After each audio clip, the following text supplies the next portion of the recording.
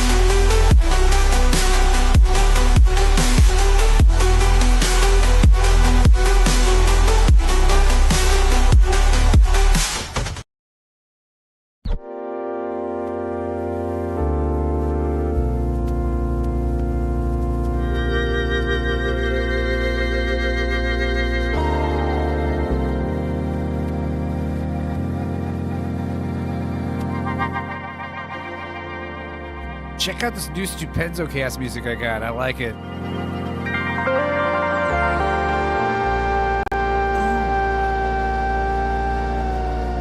Lay it on me.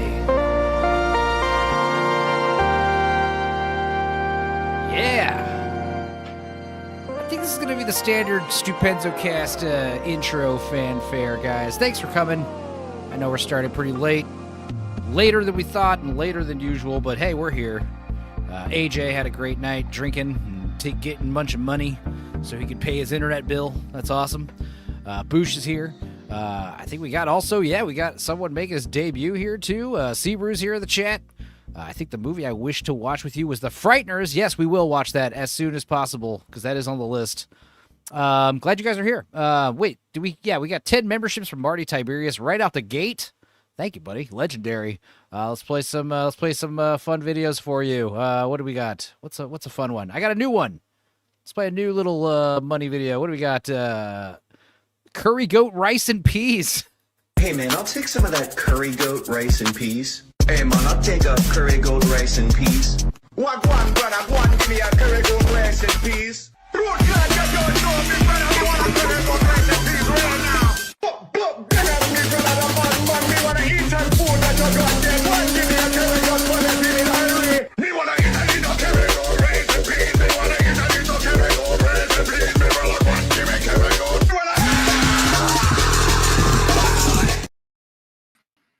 Yeah. Hello, Foul Ball Productions, aka Matt. How you doing, buddy?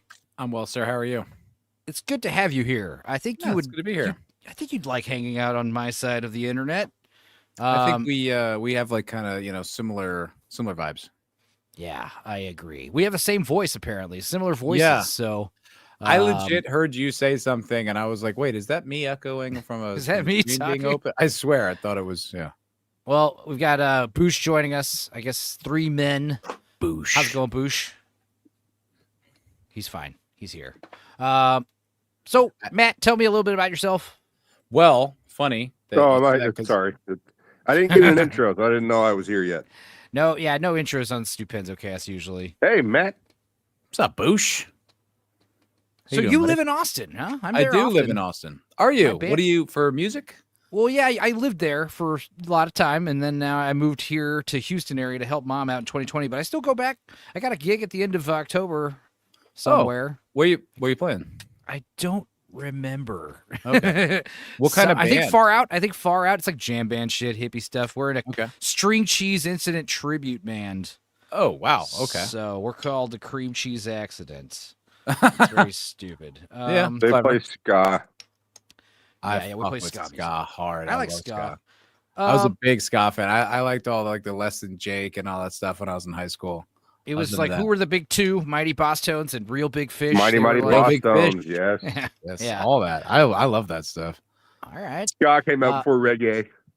Well, AJ's here in the chat. Peepers is here. Hello. Nix is here. What's up? Nate. Yeah, he's gonna get some food. Yeah, I got curry gold rice and peas. That's a fun one. Yeah, I like that. What else? else? Funny, that Tales from the Dork Side when I was like early gamer, when online gaming was new, when I used to play like a Half-Life like online, like the competitive, like when Team Fortress was just a mod for Half-Life, I used to go by Dork Jedi. That's good. Apparently there's like a Dork Side TV. There's some other stuff. I had a shirt that said join me on the Dork Side. And the first time I did this live stream thing, like it's like 2019 or January 2020, after Rise of Skywalker came out. Ooh. And I wanted to talk about, I worked at the movie theater for that shit. We had $27,000 in food sales in 6 hours and got crushed. And we had 20 people on deck for that, and we were expecting Saturday, the rest of Friday, and then Saturday to be just disgusting. So we had all these people on, and then Sunday as well. Ticket sales were there, but there was no one in the theaters, dude. Like, it was crazy. Like, less than half full, some of them, but the ticket sales were, sold. But this is people just didn't show up. Sketchy. So, yeah. It's like that's before the pandemic. Yeah. There was one of the things. I think it was Drinker was talking to someone. I don't remember who it was, about like, oh well, Disney's buying tickets to make it look like they're selling that much more. And I went, no, that actually makes a lot of sense because I think they were doing that for like some of the Marvel, like Captain Marvel movies. I don't remember which one. There were rumors of that anyway. Yeah, well, I watched it. You know, I'd go out there and I was an assistant kitchen manager, so I'd go out and be like, okay, we need 2 food runners on these like groups of rows in this theater because we had a 120 seat theater, and then we had like 80 seat theater, and then we had a 40 seat theater, and they put me in charge of the 40 seat theaters. Be like, okay, these 2 rows need these many people, these 2 groups of rows need these many people, and there's just no one in there. Was it a nice theater, like the Draft House? Was it like that kind of thing where you're serving Star food? Cinema? Okay, I don't know. Is that the same kind of setup? Much more like upscale. Oh, okay. I appreciate that, but the thing is, like, I've only gone to the movies a few times in Austin, and almost every time I've been incredibly disappointed with the movie. But I ended up spending like $200, on food and drinks. Oh, God damn it! You know what I mean? Because I'll go with a date. You know what I mean? Usually with like my chick or whatever. But it's like you spend all this money, and then you're like, wait, that sucked. I'm one of those guys where Alamo Draft House, I've said this before, it's like almost a good idea, like drive-through liquor stores. Yeah. Like, it's close, but it's like, I only like to go to Alamo if it's like something I don't want to see. Like I saw Brokeback Mountain at Alamo Draft House surrounded by lesbians, which was fun. That's fun. But or it's something I've already seen. And, they're going to do a special screening of some weird movie. They do the Weird Wednesdays where they do Dorkside style movies for free or like $2. And I don't know if they still do that. I saw what's the Romero zombie movie where they're at the mall? Dawn of the Dead. Dawn of the Dead. I saw Dawn of the Dead, like the that version, the original version at Alamo. Like, see, that's cool because it's a 3-hour movie. Cool. So that was cool. I do want a snack, but usually when I go to Alamo, like I used to get pitchers of beer. My bass player and my guitar player, my old band, they worked at Alamo in 2 different Alamos, and my bass player would always be like, "Yo, Brokeback Mountain, go at this time, sit in an even number row." Because back in those days, the waiters checked your ticket. And, my bass player, John, would just tell me, go sit in an even number row, and I'll take care of you. And basically, I would give him $20. It would go right into his pocket, and then he'd sneak me a pizza, like a little 10-inch pizza, and a pitcher of beer. And it was like, I saw so many movies like that. Yeah, I watched so many movies like that. And then, there's something about how it became a chain. Like, definitely there was a huge dip in the quality of, like, the food. And also, I just kind of got like shoveling a bunch of beer and food in your face when you're watching a movie. It's not great because you have to go to the bathroom and you're distracted from the movie, and then everyone else is making a bunch of noise. Yeah, and then you want like your next drink, and you're preoccupied by that while you're watching the movie, and then like you get like a nice buzz, and you don't even remember the movie, and you're like, you got to plan ahead. You be like, okay, my beer's half full. You got to ring that button. Yeah, then they'll come by and they're like, "What can I get you?" And you'd be like, well, now I'm out of chicken wings too, so I get some more chicken wings." Right? It's like a better idea, like you said. Like it's a better idea than it is an execution. An execution is kind of a chore. Without Stupenzocast talking about without fail, at the climax of the movie, where there'd be someone coming up, dropping a receipt at your table. Now you have to look at the bill. It's like the check spot in a comedy club. It like ruins the final bit. It's the same thing. I tried to get them to change that at Star Cinema. I'm like, you're right.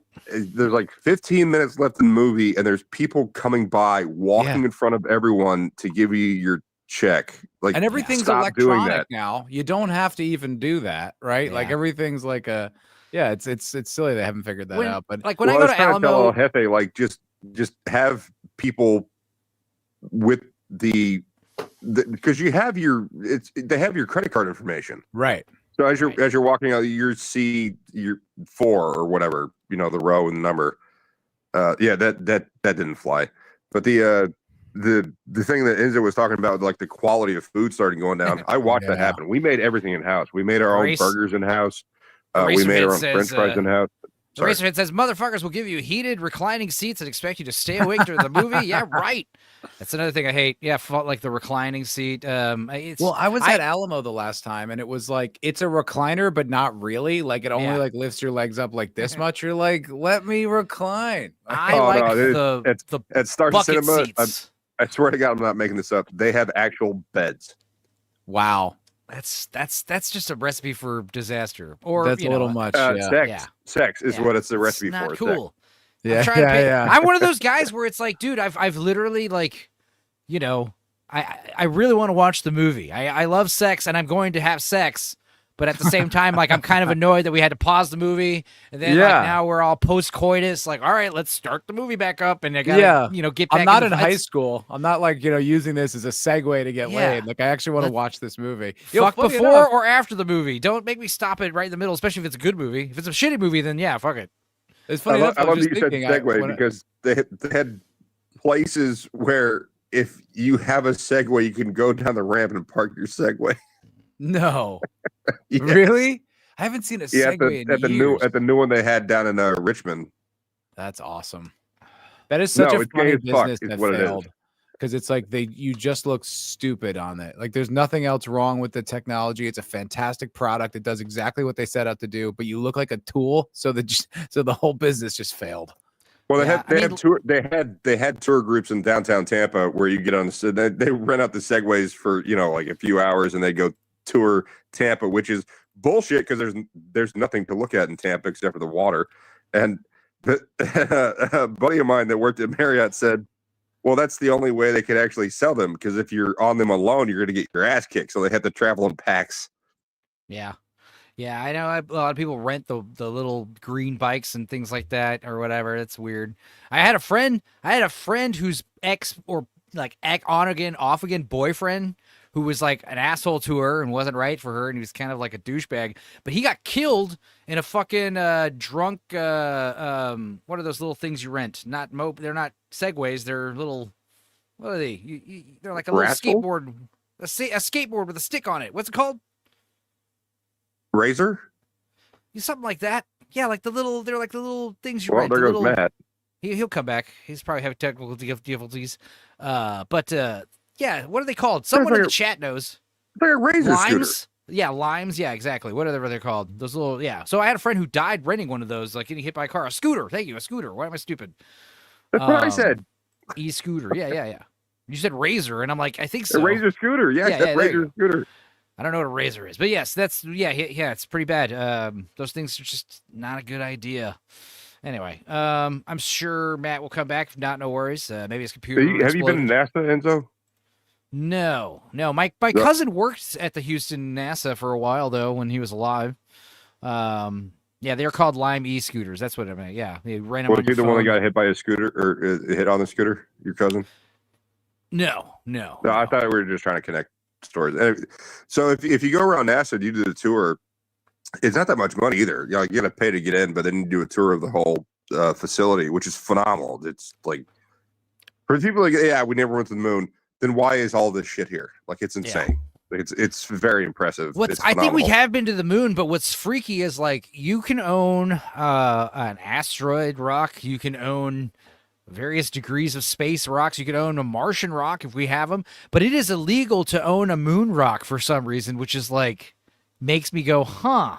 Like why? You could also own a square foot of land in Scotland and become a Scottish lord. Oh, right. But like, No, that was all- why is that it was all illegal fake. to own a moon rock? Like, if you own a moon rock, or if you don't have if you have a moon rock in your possession, you're not supposed to. The government will come raining down hellfire on you to get that moon rock back. Do you know anything about that, Matt? Like, why moon Sorry, rocks are? No, it's okay. I don't know. No, my cat just leapt from my computer tower onto the top of the door that was open, and she pressed on the power button on the whole computer and The shut it gigolo, off. the She power just strip. sent me out. Yeah. He did it Sorry. on purpose. What were you No, saying yeah, about when the moon rocks? For some reason, owning like you can own a Martian rock, you can own various degrees of space rocks and asteroids, whatever. But if you own a rock from the moon, the government, the FBI, the fucking military will come raining down on you, and you'll go to prison and shit. I don't know why. I Well, don't that was either. trying to talk about like NASA scooters and bicycles that they have just laying everywhere. Oh. So instead of like going and getting on a little golf cart and wasting energy, you get on a Get on a bicycle little that e-scooter. that are all over the place and just take a bicycle to the next building.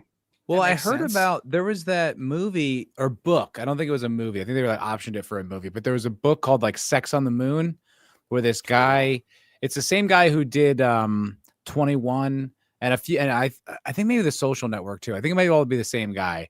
And he wrote a book about the true story about a guy who did a heist at NASA and stole a bunch of moon rocks, and then like him and his chick like banged on their bed with the moon rocks on them. Right. And then he got in big trouble. Big trouble. Yeah. I don't know There was why. a story about an old lady getting her house raided because her husband allegedly stole one singular moon rock from working at NASA or something, and he was dead or something, and they didn't care. They found out that's where he had it. They raided his house. I can't remember. What was that movie with Rick Moranis and Honey, I Shrunk the Tom Kid. Arnold? Big Bully. Big Bully, yeah. He was the one that stole the moon rock, but he blamed it on the other guy. That's right. He stole the moon rock and he got super in big trouble for it. Yeah. Big And then he Bully's turned so into like a funny. garbage man or some shit. Maybe But they're then, radioactive. Rick Moranis That's what I'm thinking. came back to town and he's like, oh, I get to start bullying him again. And he's all happy because he's like beating the He's shit out of Rick Moranis. Fang. He's named Fang because he's got a single fang tooth. Yeah, I don't know. It's kind of like that movie, Apollo 11. It was like the found footage horror movie, and the idea is they go to the moon and they found out all the moon rocks are like literally alive, and they're like coming after you and shit. It's a good It's like, idea. It's a the good like fuck? take on the concept. Yeah, the rocks themselves there's something in the rocks, like you can't, or they don't want you to find out the rocks are made out of cheese, like it is Right, cheese. or It that, literally is Moonfall? cheese. It's Did you guys Gorgonzola. see Moonfall? Yeah, Moonfall's great. I have No, it's not. not great. It's terrible. It's fucking It's one of the awful. best, worst movies ever. It's so bad, but Terrible. it's so entertaining. I And watched. then, is it Nick Frost? He like becomes one with the computer inside No, the it's moon. not. No, Nick it's Frost. it's the fat guy from Game of Thrones. Yeah, he's playing is the that same what it is? part basically. yeah, but he kind of looks like they look like they could be cousins. Yeah, no, I watched. Do you know the YouTube channel Pointless Hub? no. He's a good creator. He's really funny, and he's like a big like he loves Transformers, and he loves those.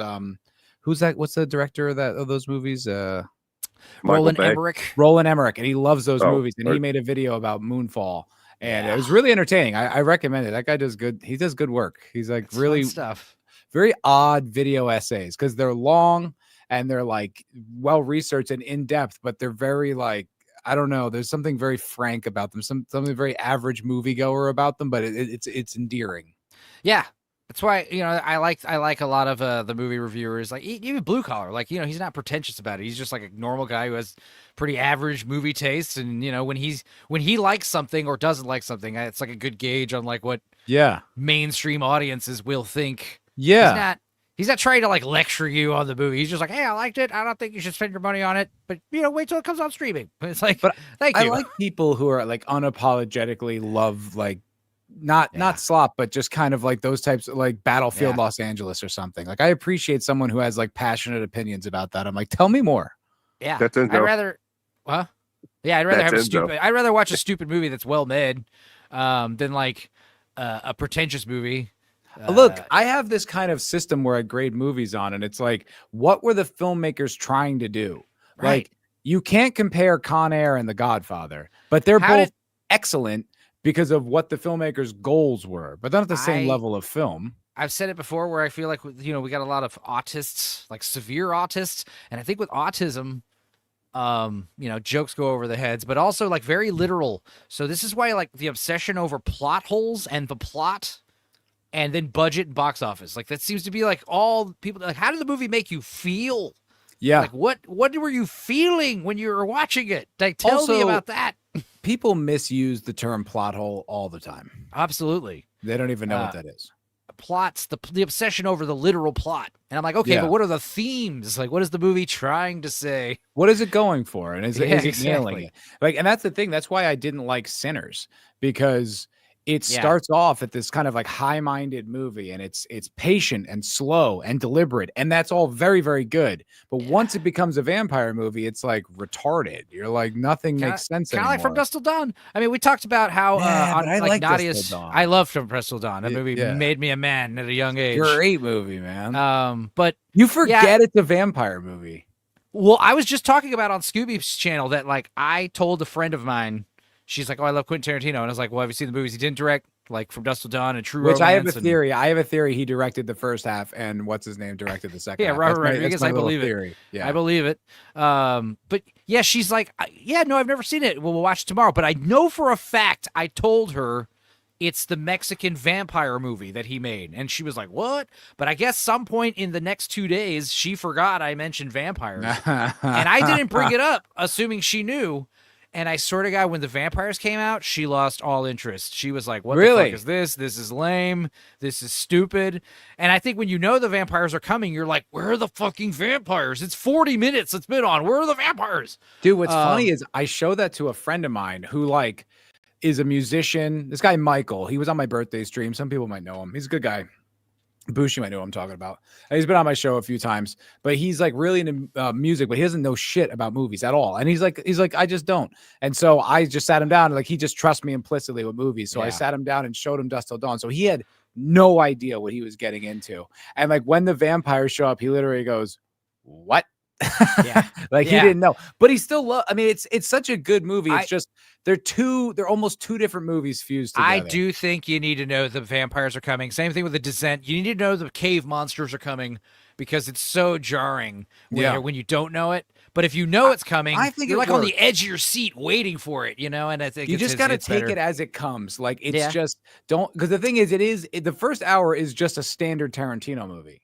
Right. Yeah. It's so like two guys on the run from the law and blah, blah, blah. And they hijack this family. And then it turns into a completely different film because the level of seriousness isn't there anymore. It's silly, but it's great. You just have to understand that that's what Rodriguez is doing. By the time the band like explodes themselves, like you're like, all right, what's I don't care.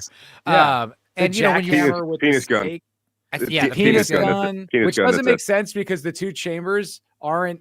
They don't so line up stupid. with the barrel. How does he even fire it? Does he like flex? Like he's got no hands. Have to fold up. Is Like, his where does dick it go? literally controlling it somehow? It's great. It's who cares? It's Tom Savini. It rules. It's so and when gory. Savini starts Michael, turning into the vampire and he like hides his hands. Yeah. Michael told a very interesting story about living behind a bank of refrigerators and being accosted by a man who was probably on crack cocaine, but so owned the whole building. Yeah.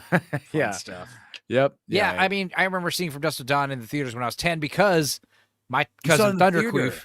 Yeah, as a 10-year-old. Because what happened was, I grew up watching, I grew up with RoboCop and Aliens and Predator, like these movies. I've always watched them since I was a baby, and you had RoboCop toys and games, and who cares? But I was always told, like, you can't see rated R movies in the theaters. You have to wait till they come out on video. And then I was out of town in Austin visiting Thunderqueef, my cousin, who you know from Thunderqueef. the Wii watches. Yeah, Nice. it's not his real name. If that is his real Good enough name. for me. When he came out, his mom said, "We need to name him Thunderqueef." Yeah. And she let one really go. He ripped me It was open. it was a natural birth. It was a natural birth, not C-section. Yeah, so his mom, my aunt, took us to the movies. And we went to go see Wolf with Jack Nicholson. And I was like, you can't go see it because it's rated R, Aunt Gina.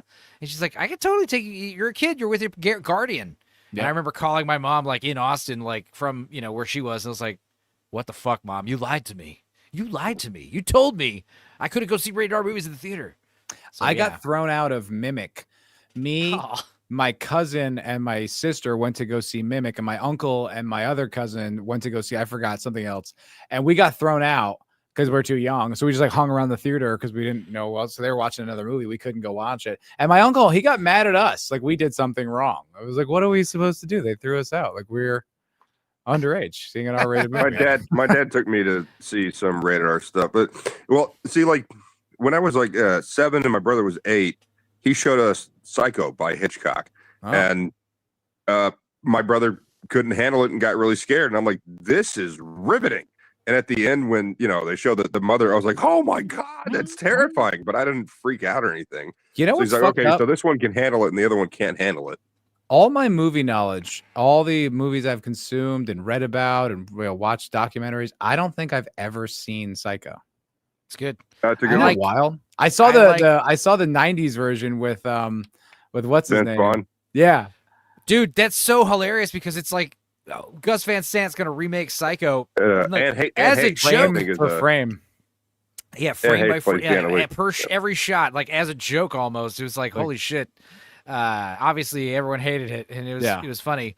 But yeah, I mean, I love The Birds and Vertigo. Vertigo's great. Rear Window. There's no soundtrack to The Birds. There's no music in the film at all. dude, the birds is a metaphor for jealous women.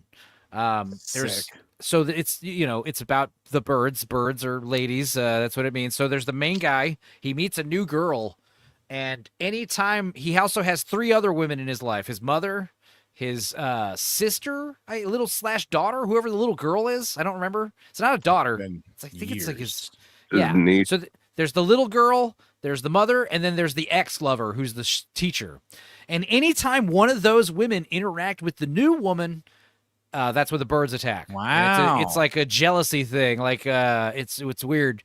Dude, there's a lot of layers to it. women jealousy is no joke. Like I was listening to someone talk about it was like a tribe. There was like this white woman went into like I think it was in the Amazon, and it was like they gave her some food. You know, she just showed up and they gave her like this food, and it was poisoned. And the way it works is that if she ate it, she would die, or if she discarded it, then like and someone else ate it and they died, then they could use it as a reason to get rid of her from the village. Like female God. jealousy is no joke, man. Well, So I heard- Hitchcock also wasn't too keen on women. No, yeah. Based I heard my mom's been watching or gay. Alfred Hitchcock Presents on the road. Oh no, he was married and everything. Yeah. And she loves it, and I've been Dude, like, no, it's so cool. I seeing used all to these, like- love Hitchcock. Yeah, who was man. who was I watching the other day? There's like some crazy famous singer, like just it was like Tales from the Crypt. Like there's just so many celebrity. I love cameos. that, dude. Like what's it, like Robert Duvall? I don't know if he's in one of those, but he's on some TV show from back then. And when you see him, you're just like, holy shit, it's Yeah. Robert fucking Duvall. Oh, the Yeah, the outer bro. one was like that, and so was the Twilight Zone. Like Yeah, you would start watching an episode and be like, "Holy shit!" It's Yeah. like It's that 15-year-old guy. Kurt Russell. Like what Dude, the you hell ever is he doing? see in you ever here? see Creep Show? I love both Oh, of them. yeah. Yeah, the Dude, third the one The not so first one- much. the first one's great. The Second one, mm, I think it's two. It's got Leslie Nielsen and Ted That's the first one. Danson. Is that That's one? the first one. Yeah, and it's like it's so weird to see these two guys known for comedy. Leslie you know? Nielsen usually played antagonists in serious roles. Like he's Yeah. there's a movie called The Animals or something like that where like all the animals go crazy. You can't divorce what you know about him now, and then when you Yeah. see them Well, in yeah, this yeah, so dead serious he was- role. He was having an interview, and someone asked him, how did you get into being a comedian or going from a serious actor to being a comedian? And he said, I've always been a serious actor. I just Yeah. went from saying serious lines seriously to saying silly lines seriously. Yeah, One of Yeah, my he's one of very my first deadpan. acting classes ever. That's what they said. Comedy is taking playing an absurd situation seriously. And I remember when she told me that, I thought it was a little pretentious, but I was like, no, she's like dead on. That's like exactly Absolutely, the yeah. backbone of like comedy. That's why we hate acting. clowns. Yeah. Nate Annual says, "Have you seen Hollow Man? I love Hollow Man. I love all of Paul Verhoeven's movies, including Showgirls, RoboCop. Is that a Verhoeven movie? Starship Troopers. With It's a Kevin remake of All Bacon? About Eve. Yeah, Hollow Man is great. Kevin Bacon in the early 2000s just felt like showing his penis a lot in a lot of movies, Yeah, like yeah. that one and Wild Things and a couple others. But yeah, it is great. It was really revolutionary with like special effects. Like Kevin Bacon made this great joke. He's like, "Oh, I'm gonna play an invisible man. This will be easy." He was on set more than anybody because he has to be literally on set wearing like Yeah. blue screen like jumpsuits and shit. Yeah. And he had to film like a lot of scenes like multiple times in multiple angles because what they did was they had the cameras on, these remote controlled camera movements. So every time they would do it with no one in the foreground, no characters, and then they'd repeat it with the actors so that way they could just get rid of the clothes or whatever. And he It's has to be there fucking for wild. both. I was It's an fucking I was an extra in a Kevin Bacon movie called Taking Chance. Did you ever see it? Oh, I saw that. I No. like that one. It's a good movie. It's about it's a true story about I think it was the Afghanistan or Iraq war. A guy died, and I It was think Iraq War. he was Iraq, and it was like a Marine Corps colonel decided to like escort the body down to like small town Montana, I think it was. So one of those big square states. But he escorted, and it was a true story. It was like really touching, and it's just about like the connection of like fallen Well, brothers. he's and all that. with it all the way from when it gets to the United States to driving it across country to where the Yeah. funeral is going to be held. Yeah, it He was was like- good. And He's we like, were- I can't leave the casket, And Yeah. they were like, well, we have a room for you over here, and he's like, no, I can't. Yeah, I was an extra in two different scenes because it filmed around like where I lived in New Jersey at the time, and it was like I remember there was a scene where it was at the funeral, And there was an actress, there was this woman, and she was crying. Like and you could see like the exhaustion, when you play those scenes over and over, and you have to like muster up that level of like emotion take after take. It's exhausting. And so like, I remember like looking at her, and I tried as an extra to like give, to again support, I tried to like cry with her. Cause it's like, I know how fucking hard that is, man. Wow. Yeah. Well, I mean, favorite Kevin Bacon movies. I mean, Tremors probably. It's a perfect Tremors movie, rules. I think. Dude, I really like Stir of Echoes. That one's fun. Stir of That one's Echoes is good. crazy. Underrated. Where he gets under hypnosis, right? Yeah. And he like hears he's- the dead. Yeah. Kevin Bacon's been playing a lot of bad guys lately, and it's getting a little repetitive. I do love Flatliners. I like the what else is he in that's fun? He's got huge hair. I mean, Wild obviously Thing. yeah, that's what I was talking about. He Wild showed Thing up. is Footloose. great. Footloose is the big one, yeah. The Crate from the Creep Show. I love the Crate. I think my favorite story though. The Crate's great. My favorite story I think is in Creep Show 2 with the raft. The Raft that's my is favorite one. fantastic. I think we're gonna do Creep Show 2 for this Halloween season because we just watched the worst movie ever. One of the worst movies we've ever watched on my channel. I think we've done like 170 something movies at this point. What was the movie? It was called, I'm gonna spoil it. It'll come out in 2 weeks. It's called Quicksilver Highway with Christopher Lloyd, and it's a Stephen King story and a Clive Barker story. And it stars Christopher Lloyd, and it's got Matt Frewer. I'm like, okay, this sounds cool. Fucking old is Christopher Lloyd? Oh, Jesus. He's very old. He's like 90. It was so bad. It was those are so two bad. names right there. Like, Yeah, so it was so bad. I was like, all right, I guess we'll do Creep Show 2 instead of something else. I don't know, but My Creep Show 2 is favorite- fun. I don't know if it was my favorite, but I always like the one with the meteor. Yeah, that's the first one. Stephen King was the I love guy, that yeah. one.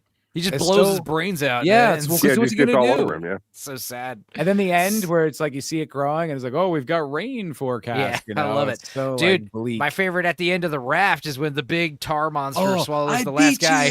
I beat you. Does the tidal wave, and then it pans out. Right. The camera pans out. There's a big no swimming sign, There's like no hitting swimming. in the fucking in the trees. Which yeah, you'd think you'd want more than just a sign if there's Yeah. some sentient tar that eats Yeah. people. But the they're so goddamn- good when the jock guy gets like pulled through the raft and his leg like snaps straight Dude, up. yeah. Oh, he's so always good. calling him. He's like, "What's up, Pancho?" Smoking his joint. We were watching Arena, which was that intergalactic alien space boxing movie from the Canon Films, Roger Corman people, I think. No And it was idea. Pretty good for Yeah. low budget It's schlock. bad. It's very bad, Great. but it's great. got heart, Yeah, But we're yeah. like the main guy. He's like this handsome buff dude, and I'm like, where do I know him from? Oh my god, it's the jock from the raft. That's who it is. That's Hell awesome. yeah. That's one of those ones where it's for no reason at all Yeah. nudity. Yeah, blue collar Yeah, says of I'm 20 course. minutes late. But that's Seaver when that says was it's- great. Like Yeah. you don't have that anymore. Like I've been watching all these fucking movies, and I'm like, can you just show me a pair of tits? Like Like, where's the tits? titties.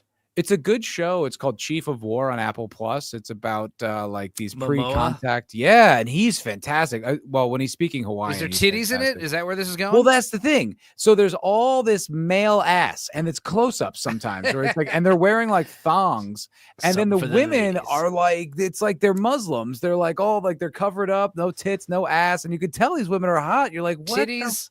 Give Titties me are the something. cheapest and best special effect. That It's is like, come on, just a little flash, even a girl thong, something. But no, the show loves male ass. And at the very last scene of the show, you get a silhouette of titty. I was like, come on, you can do come better. on.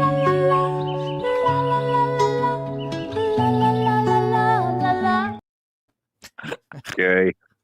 Awful. Blue collar's here. Yeah, I was running 2 hours late. I wasn't running late. I just told AJ like, whenever you're done, and then you guys got him fucking liquored up, and then he started talking about Digimon. I told you guys like once it happens, it happens. I Here couldn't we'll believe talk we about- pulled that stream out 4 hours because it was. I can. It was we're- like we're- it was pulling teeth for like an hour and Yeah. 45. the first, God, yeah, it was that bad at first first. video, man. I It had was- they queued were up a bunch of terrible. Like, stuff. I what was I have a funny bunch of about stuff it? to Like, talk I was about watching and the whole watch. thing. It was- yeah, Oh, it was rough. go It was ahead, rough. man. Unwatchable slop. Well, this actually, I saw this while I was perusing on the internet on AJ's stream. This is breaking news. And this is from yesterday, October 4th.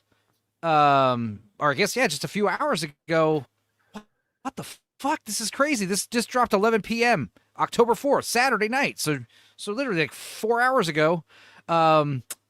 What's her name? Vice principal's actor, Kimberly Herbert Gregory, who was the principal. She is dead at 52. What the fuck? She was hilarious. How'd she die?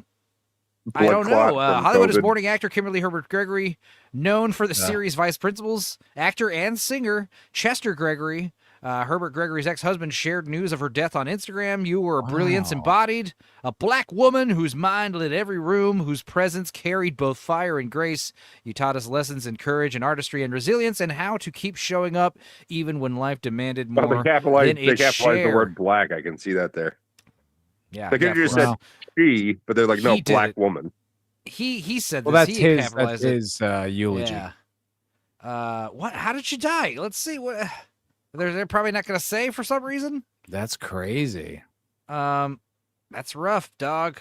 That sucks. 52. Good lord, that's only 12 years too old. young. I wanted more of that show. I thought it was hilarious. No, I actually liked how it's two solid seasons, and they both kind of mirror each other because you got fall semester, summer semester, and it's the school year, and it ends. And I think it's perfect. It's a perfect show. It's the best of all the More Danny McBride shows- shows. More shows need to do that. More shows Yeah. need to pull the ripcord and get out. I 'cause didn't know there was a second season. The second season's amazing Yes. because you find out who shoots Gamby, and it's crazy, dude. All right. Well, also R.I.P. Jade Goodall. We talked about this last Oh week. yeah. She is meeting Harambe in heaven. We hope that they have a good time together. All right. That's Fantastic awful. meme. That's awful. That's so funny. That was a good TV show. I revisited that last year. All right, now this is a shout out to our buddy Inside Man Gary. I did re-listen to some Blue Jam. He's the one who turned me on to Blue Jam, and it's so wild. Now the playlist I had, they had updated all the videos where they took out all the cool music, so I had to find a new playlist. But Blue Jam was like this bizarre radio sketch comedy thing for BBC, but then they eventually remade it like as a video with video. So I think it's funnier just audio. One of my favorite shows ever is called The Mighty Boosh. That's a good one. I love it. I have a poster over there. Can't see it in the current frame, but love that show. But that's exactly how they started. They started off as like a BBC radio play kind of thing, and then they turned it into the show. I had an ex dressed like old Greg at a music fest, like when it was brand new, dude. And she's like, "I'm old Greg." It's that's fucking awesome. hilarious. Everyone I've never knows seen who the Mighty Greg. Boosh. Oh, I fucked love old it. Greg, is what I'm saying. It's super weird. It's it's very I weird. can't recommend it because it's so distinct and Yeah. specific. Like you're either gonna love it or hate it. But Do you just like love- Frisky Dingo? Because the It's- poster oh, behind you on the yeah. wall there. It's very Is, Adult yeah. Swim. It's very like if you like weird Adult Swim stoner, but it's also very British. That's the other thing. Yes, and it's very silly, but like it has a like the confidence to be silly. Like, Cynicism. it knows what it is, and it's lots of music jokes. It's so unique. It's such a unique thing, but it's I it's grew one of up my with Monty favorite things. Python. I like Yeah, a lot of You'd silly probably British appreciate shows. it then. Yeah, I mean it's very weird. It's very different. The characters are really like well represented. It's good. It's just so odd. I bet I've seen some shows that neither of you have even heard of Probably. from Right. England, like Field of Forest, about these Scottish cops who are just such fuck ups, but it's great. That Nah, if you've heard never of it. seen it, It's awesome. called Field of Forest, go check it out. That's a good. That's a funny They're name. supposed to be like cordoning off an area where there's a murder, and instead of actually doing that, one of them gets this speed gun from the squad car, so they can measure how fast each of them run. Nice.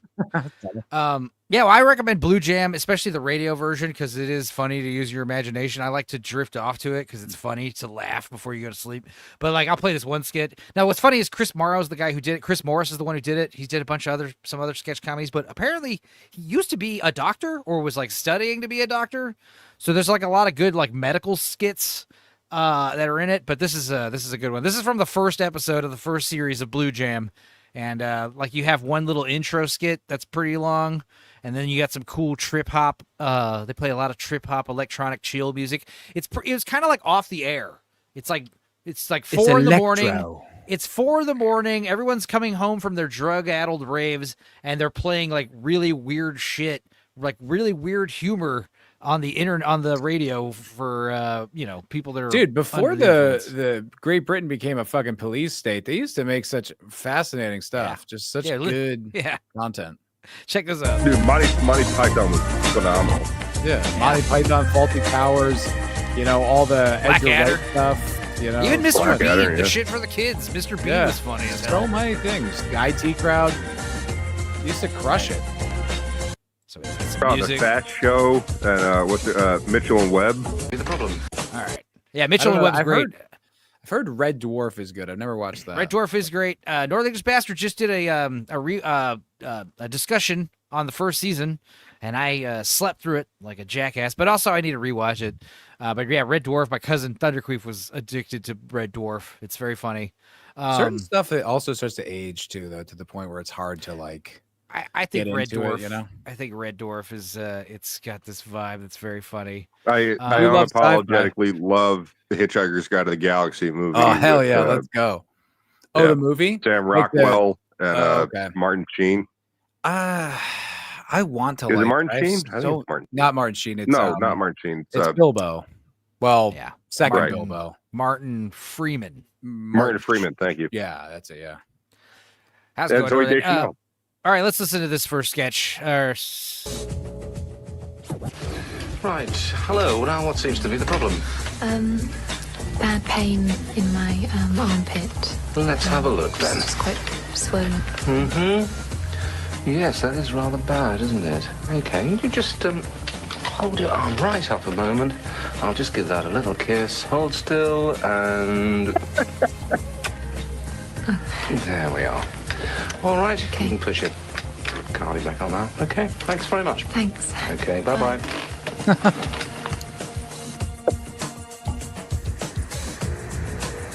Jamesy. Right, yes, do come in. Now, what seems to be the trouble? I just seem to develop this kind of sore patch on my penis. On your penis? I see. Have you had it long?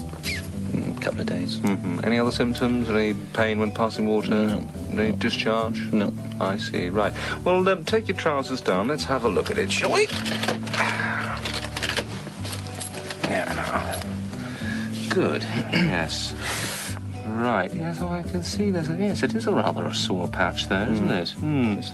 All right. Well, just hold still a moment. I'm just going to give that a little kiss. All right. There we are. Okay. That's it. Well, that should sort it out for you. Okay. Yep. Pop back if there's any more trouble. Thanks very much. Okay then. Bye-bye. You know what this reminds me of? Was A mother kissing your boo boo. well, yeah, but I mean, it reminds me of the Adam Sandler sketch where it's was that people working out or having sex? Working out or having sex? I love that one. And the last one, she goes, "That was you having sex with me." It's like, very good. Yes, you did that. So there was like a joke where, like, if you listen to female tennis players playing tennis, they sound like they're fucking really hard. It's like Oh yeah. ooh. Well, there Yeah. was a recent match where they like literally like put mics on them and projected it on the speakers to where they could hear it. And they could not stop laughing while playing tennis. It was That's like, it was so hilarious because funny. they're like, ah! They lose their shit. That's pretty. And funny. so- Hearing what have they you sound ever- like. Have you ever heard of Fire Sign Theater? No. You would probably Maybe. really like Fire Sign Theater. Okay. What is it? It's kind of like the radio show, kind of like what he was just doing there, but it's All they go on. It's more Well, extended bits. Most What of I them, do love but about they're, Blue Hit is, or Blue Jam, is the soundtrack's right up my alley too, with all that chill Oh, hello, electronic just music. on the screen. Do you know? some- Do you know who the comedian Matt McCusker is? No, maybe it sounds. You know? Do you know Shane Gillis? Yes. Yes. It's his podcast partner. They do Matt. And Okay. Shane's Yes, I Secret Podcast. know him. I know. So Matt is working on a radio play right now, and it's like something he's going to put out, in the future or whatever. But it's one of those things he's been like, he's just thought it was such a hilarious idea, and I was like, that's the only person I know of who's working on an audio anything. yeah, like I mean, pure there's audio something magical about drama. like the Adam Sandler CDs. Like the Yeah. reason why they're so funny is because they're audio. Like I don't think the longest pee in the world would be as funny if it was live action. Yeah. Like, I think the fact that you have to use your You have to imagination to imagine it. imagine him peeing this much is what makes it so funny, and it's way cheaper to do. And Just have well, a the whole radio. thing with the goat, and you can hear him Yeah, like yeah. struggling to get on the Yeah, truck. how- I got the fucking rope on my neck. I can't go. You know that if they did that filming it wise, it would just look weird, and, It probably wouldn't be that funny, but it's like Yeah. that all those bits. And I used to I used to listen to that CD like I listened to like Led Zeppelin. Like I would just put it on. Yeah, You know, 'cause just listen to those bits over and over. with audio sketches, like every word paints more of a picture, whereas with a video, like the picture's painted. Like as soon as it starts, like Yeah, you see, yeah. we see the goat, you see the truck. You're like, what the fuck is this? But it's like it's only until like you're a few 30 seconds into the sketch where you realize like, wait, there's a talking goat in the back of this truck, and there's a bunch of Yeah. drunk teenagers like harassing it. Yeah. Like, what? So there's What? some really meta stuff in Fire Sign Theater where one of the characters go, "Oh, I don't know what you're talking about," and another character goes, "Well, see here, if you fold to page 5 in the script right here, it tells you what your line is."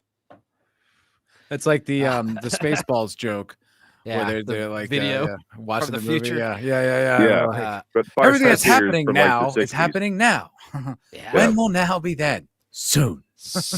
Miss Sparkle says, I watched Scott Pilgrim versus the World or whatever for the first time a month or two ago, and it's really good. Yeah, Edgar Wright. Love Guy did that Shaun of the movie. Dead, and Yep. yeah, it's a very good movie. Hot Buzz. World's End. Yeah, Unfortunately, Baby Driver. Leon likes that pile of Yeah, shit. I love don't Hot really Buzz. care. Me. It wasn't great. Ugh.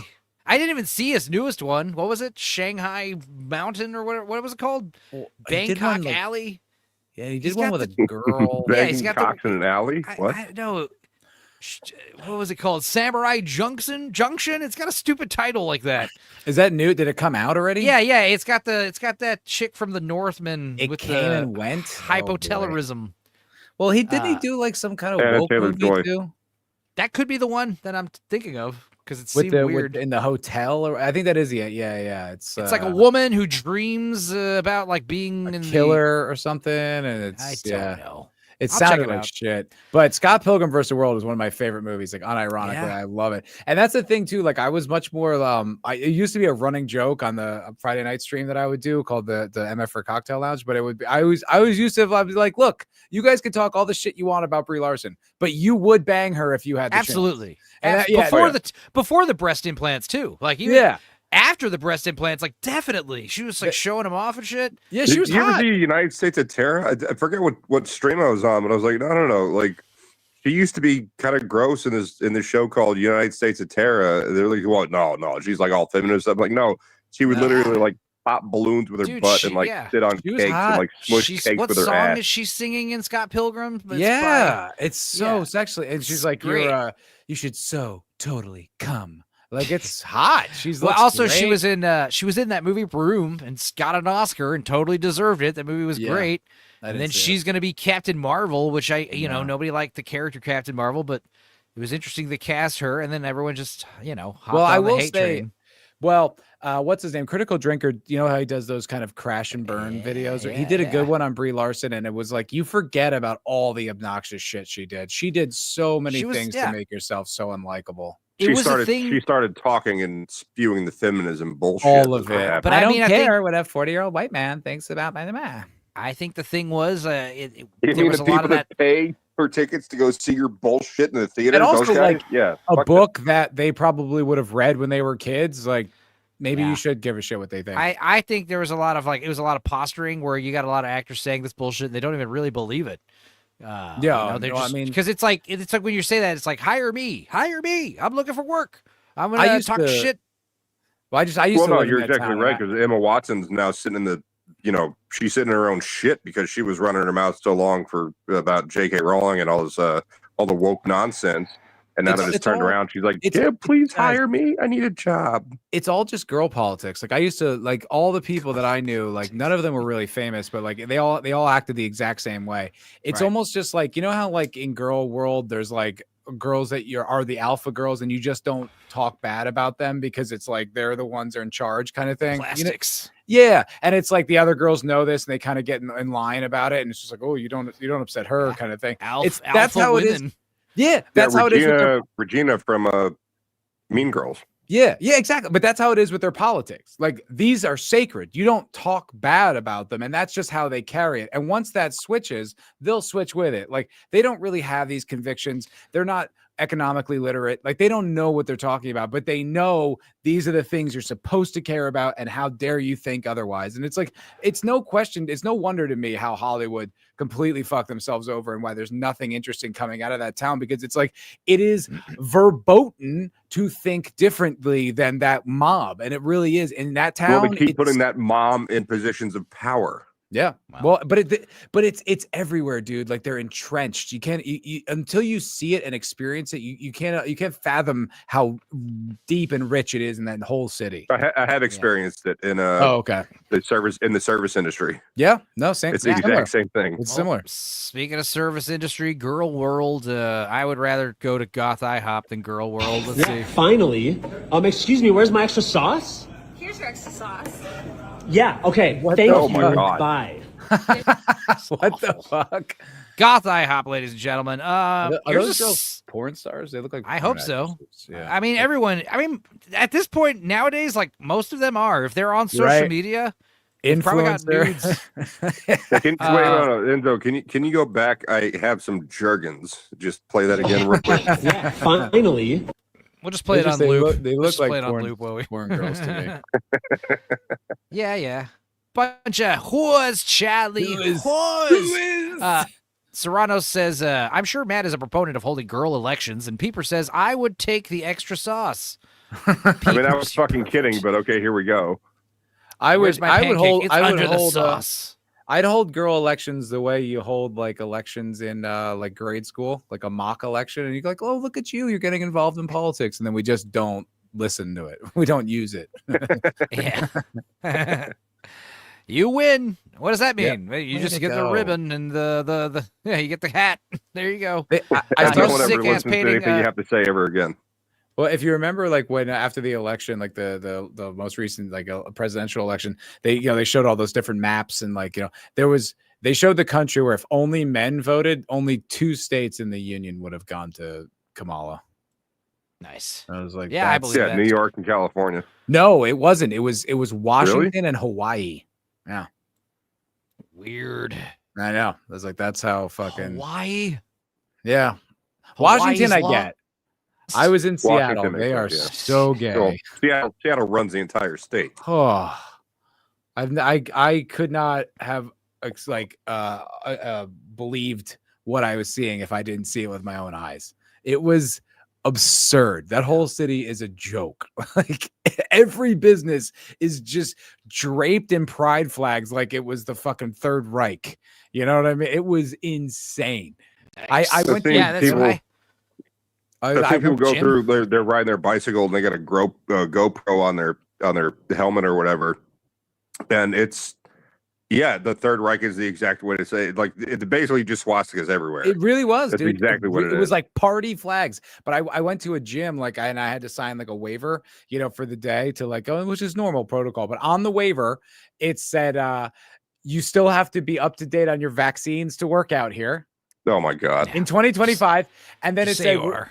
of course, obviously. And then it said like all the way down, we're so happy to have you. Welcome to our gym. Black Lives Matter. And then you had to sign underneath that. I was just like, Wow. oh my God.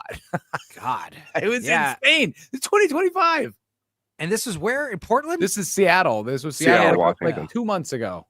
Yeah. Meg, dude, she went to Portland. She then Trump won the 2016 presidency. And it was just like shit went crazy. She moved right back to Texas. She said that the final straw was she was walking around wearing like a Tommy Hilfiger shirt with an American flag on it. And some fucking rando bitch on the fucking Wow. street was just like, "You fucking Nazi! Wow. Fucking fascist!" Oh yeah, that was It's like- something that was happening in all these crazy major cities, like even Chicago. If you're wearing a red hat, if it was like a Cincinnati Reds hat, like that's the fucking team. I was in You LA. like to play baseball. Someone would come over there and like rip it off your head and try to smack you in the face. I was in Fun. LA in 2016, and I mean, meltdown doesn't begin to describe what these people are going through. It was They're insane. They're completely insane. Like, you're nuts. something snapped in their brains. Like it was crazy to witness. Like I remember I had like an acting coach, and he was like a pretty good guy, extremely liberal, grew up in San Francisco, whatever. But like he after the election, I'm like, and he had quit smoking, and he's smoking, and I see him smoke. I'm like, hey man, what's going on? Why are you smoking? And he was like, he's just so stressed out from the Trump election that he decided to pick up smoking again. And I was just like, hey man, like, because obviously I was like a closeted Trump supporter. I could never let them know that I felt that way, but I was just kind of like, far be it. But I was just like, oh, hey, I don't know, man. Like if it's kind of, don't you feel like you're letting him win if you kind of, hurt yourself to like protest him or whatever? He's like, well, I donated like $20,000 to Planned Parenthood. So, and I was just like, do you like killing babies? Okay. I was like, but I was also like, that's not the point. I was like, that has nothing to do with what I just said. I was like, you're hurting yourself. Yeah. It's not about activism. But they cooked. So what do we got here, Stupendo? What does this start? Oh, sorry. Oh, this is Alex Ross. I didn't realize Alex Ross did a illustration or a painting of Nosferatu, which is pretty sick. Yeah. I'm also seeing this. This was shared just now by our buddy World War Joe. Ooh. Oh no! Fire. Is he gonna hit? Oh! Why? Lord have mercy. Why did you? I'm pretty sure this is Did you say I AI. caught it? I think it's AI too. Get her up. Get her up. She's laughing. Ready? If it's AI, it's pretty funny. It's gotta be. God, it's like execution style. Why video. would Did you she do say that? I caught it? And No, her this is head. AI. This has to be. This has to be Has AI. to be. This is not AI. This is like, I guess we're gonna get to the music portion of the show. This is not AI. This is a shout out to my buddy Paul. We used to do this shit all the time in school, tapping on desks, playing drums. This guy's next level though. This is nuts.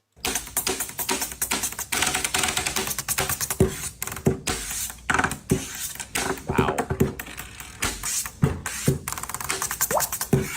Whoa.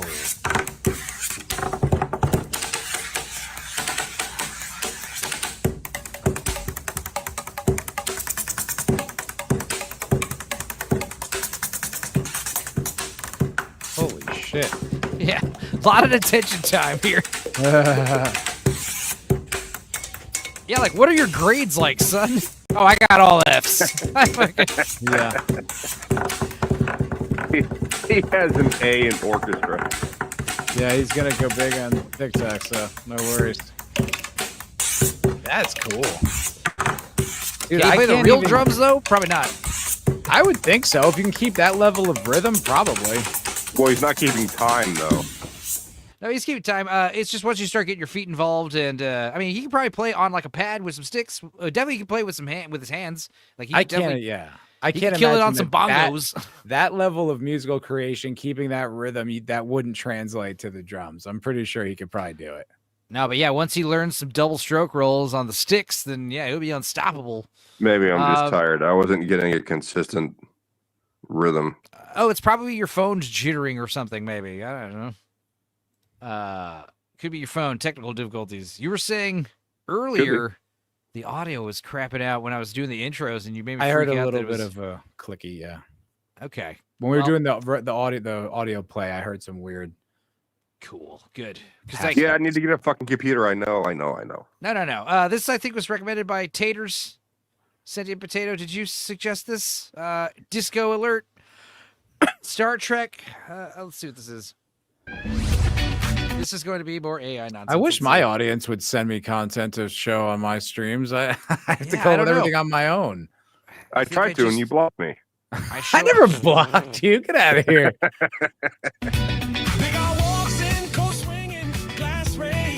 Oh my God! Why does he have a fro? That's great. That's fucking great. Because he's Jewish. Jupra. Is he Jewish? No. Now, see the mustache. I dig. This looks good. Yeah, it's a good look. Captain Kirk and Spock are Jewish, but not a. I met Kirk one That's time. good. I met him. One time I did an event at the Fonz's house. Yeah. Oh, that's cool. Yeah, at Henry Winkler's Henry house. Winkler. Yeah, I did an event at his house. He was super nice. I It bet. was really weird. It was very He odd. seems I chill. liked Barry right up until that last season, though. Did you Yeah. see the show Party Down? Yeah, I love Party Down. Yeah, my favorite episode. One of my favorite episodes is the Steve Gutenberg episode where they Yeah. go, dude, Great. party at Steve Gutenberg's house. And Yeah. he's like, well, what the hell? It's still my birthday. I don't want to waste all this food. Each of you invite one guest over and come hang out. And there's the part where he's like sampling like his wines to the lady and her fucking housemaid Consuelo or Dude, whatever, Orticia. I've had experiences like that, like not quite like where you invite people over, but right before the pandemic, actually it was like right as the pandemic was hitting, I bartended for this dude who's an agent and did the event, and it was a house party, like a small get together, and it was DiCaprio, Demi Moore, the Hilton sisters, and Taika Waititi, and like a few other people. And like when I was done, the guy's like, "Come hang out," and I was like, So you were like living the party life, party Okay. down life. Yeah. I was like, okay. And I played this game called Celebrity that DiCaprio really wanted to play, like way more than anyone else at the party. He's in It a was almost- movie called Celebrity, directed by Woody Allen, right? Well, it's like a word game, right? So you'd use like a phrase or like a few descriptors to describe a celebrity. You'd be like, oh, so you talking to me? Like I drive a taxi, like De Niro, right? But he wanted to play like, and he was competitive about it. Like I bet. it was weird because it was like these girls were just kind of casually, just like, I guess I don't know, I'll play. And he was like, he wanted to win. I was like, this is uncomfortable. But so I played. So with how them. do you win? You stump everybody? Is that Well, every round you have to like you lose a word. Like you can always say like 3 words, and then you can only say like Oh. 1 word. And it's like you Wow. pick names out of a hat kind of thing. I kept fucking up because I kept using too many words. But dude, I played with Paris Hilton. Bro, she is not stupid. She was so. I know. It I was know like she's not. she was a razor, man. She was like, and she just had this casual and just like bang, bang, bang, bang. I was like, holy shit, she's smart. She's as just a fuck. bad actress. Well, she just like plays the part of being an idiot. But I hung out with her a few times. Paris Hilton's cool as shit. Like we went to this club called One Oak, which is like I would never go there, but I got invited, so I went with them. And she like did this thing while these girls were on my side. She like leaned over me, to kind of like talk, but like kind of like had like her body like in my lap, and Did I you was fuck her? like, no, of course not. But it was like we were in the like a VIP area in the middle, and I was like, yo, Paris Hilton just validated me for the whole room, just made me look cool. Like I was like, she just lent me her celebrity for the night. It was so chill. She's like the shit. I've like will never talk shit about Paris Hilton. She's awesome. Bruh. It's Halloween. I've showed this last Halloween, I think. I have a keyboard player who kind of, I don't know, he didn't even really look like him, but he went as who's got all his name's Austin. What's his rapper name? He's got all the tattoos on his face. He smells Post Malone. Tekashi 6ix9ine. He went as Post Malone for Halloween. He just put like the tattoos on his face, and he got his hair, and he grew a mustache, and he went to some carnival, and he has an Instagram video with like everyone at the carnival like, whoa, like, mobbing him. Enzo, I got this thing I saw years ago was Post Malone looks like the 0.1% of germs that Lysol can't kill. Yeah, I saw one where his mustache looks like 2 dogs kissing, and once you see that, you can't unsee it. You're like, wow, that's weird. It does. Oh my God, DePaul. Holy shit, yeah. that's from Enterprise. We're gonna Hey, have there's some me. deep cuts. You Hey, guys there's me want to know right something there. fun? Star Trek Voyager is 30 years old now. Wow. Don't You're say like, shit no. like that, dude. Yeah, it's like that's the new one. No, DePaul was from Enterprise. LaForge. Yeah. As far as what's her name? Gates McFadden. McFadden. Yeah, Grips McFadden, as I like to call her. Jerry Ryan. Well, she's like 73 now. Jerry Ryan. Yeah, what was it Dracula 2000? I saw Jerry Ryan in Bosch on Amazon, I think about 10 years ago, and she was still so smoking hot. I just sent you a link in the private. That's a Post Malone video. That's pretty cool. You can play it when you're done here. Is that Data? Got it. Probably. Oh, that's the funny. Gorn. The Gorn, yeah. Oh, it's what's his name? Lizard guy. Yeah, the Yeah. Gorn. This They is fought cool. on that famous mountain. This is actually good AI slop. Like this is good. That was Alice Eve from the movie that I think it was Into Darkness. Well, terrible. Yeah, the AI music I'm loving. It's as a musician, like I'm not threatened. Like if I was a mashup DJ, I would just be doing AI. I would just be using AI because it just seems like it's taking out most of the legwork. Dude, my buddy is like crazy. an expert. He's like an expert guitar player. Like he's like a fantastic high level guitar player, and he makes AI videos like with music, or not videos, but AI music because it's like it's cool. Yeah. Well, I mean, even at the very least, like you're coming up with cool song ideas that you could learn to play, and they're all kind of original. No, I was working at a restaurant one day, and these kids were talking about some experience they had in like their college, and they were talking about the one kid asked the professor if like, hey, can you help me learn how to use AI music? And the professor, like, he's all offended. He's like, I can't believe this is like, it's what I'm trying to fight against. Like, why would you want it? And I'm like, look, man, 10-15 years ago, people hated the like Skrillex, like the EDM and all that stuff, and they're like, that's not real music. That's not real music. And then the guy's selling out fucking stadiums. In my opinion, these technologies they're gonna be here. You either embrace it or you get left behind. You're like some guy like complaining that graphic design's being done on the computer. Instead, we're not bringing out our protractors and drawing everything. 100. Like, how much time we're saving? It's exactly what it is. It's like the technologies are here, man. You can either. Yeah, I mean, as a graphic designer, like I use AI all the time. Like I used to have to scour Google Images for like, the right type of image. Like whether it's like, I need a picture of this, like a tiger I would or something. do sketches. Textures. I used to do sketches all the time. On on my YouTube channel, and I would shoot it on a green screen. And one of the biggest challenges I would have would try to find a background that wasn't like Shutterstock or owned. Right. Like I didn't have to pay for it. Now with AI, I don't have to worry about that anymore. Paper like textures, film grain textures. Yeah. I used to have to hunt for that stuff for HD versions of it. Now you can just make it. Nothing. Yeah. Hey, Enzo, can you play the trailer park version? Of what? The Star Trek, folks.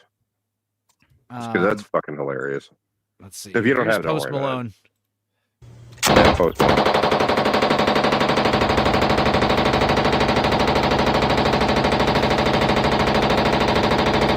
That is a big box on the bottom of that gun. You got to finish it at the end is what it's all about. Fuck yeah, dude! Hit it, buddy. I just love that enthusiasm. Anybody who hates guns, once they fire a gun, they're like, it's like lighting fireworks. Do you like lighting fireworks? It's fun, right? I mean, yeah, you can't help it, but love it. Well, when Scott's it an kicked like a interesting motherfucker, like the first gun I ever fired was an HK, and they were like, "Here, hold it here, and don't put your hand in the trigger guard until you're ready to fire, and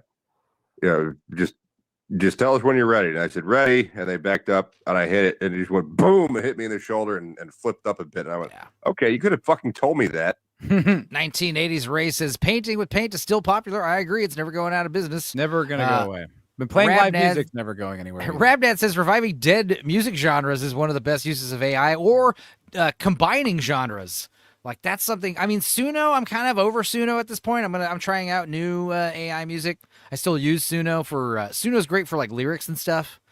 That's something that Creamage was doing, was like taking lyrics and like doing putting the lyrics of a song and putting in Suno, and it'll just make like a weird cover. But it stopped doing that recently for certain copyrighted songs, which is lame. Tim, he's our friend. Well, I wanted to do. Go ahead.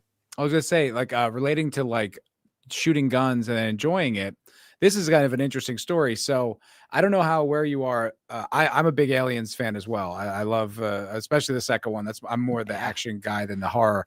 But Alien 3, like if you're aware of like how that was in development hell for a while, and they tried all these different scripts, and I think like was it Robert Heinlein that wrote a screenplay, or there's like very well-respected sci-fi writers wrote screenplays for it.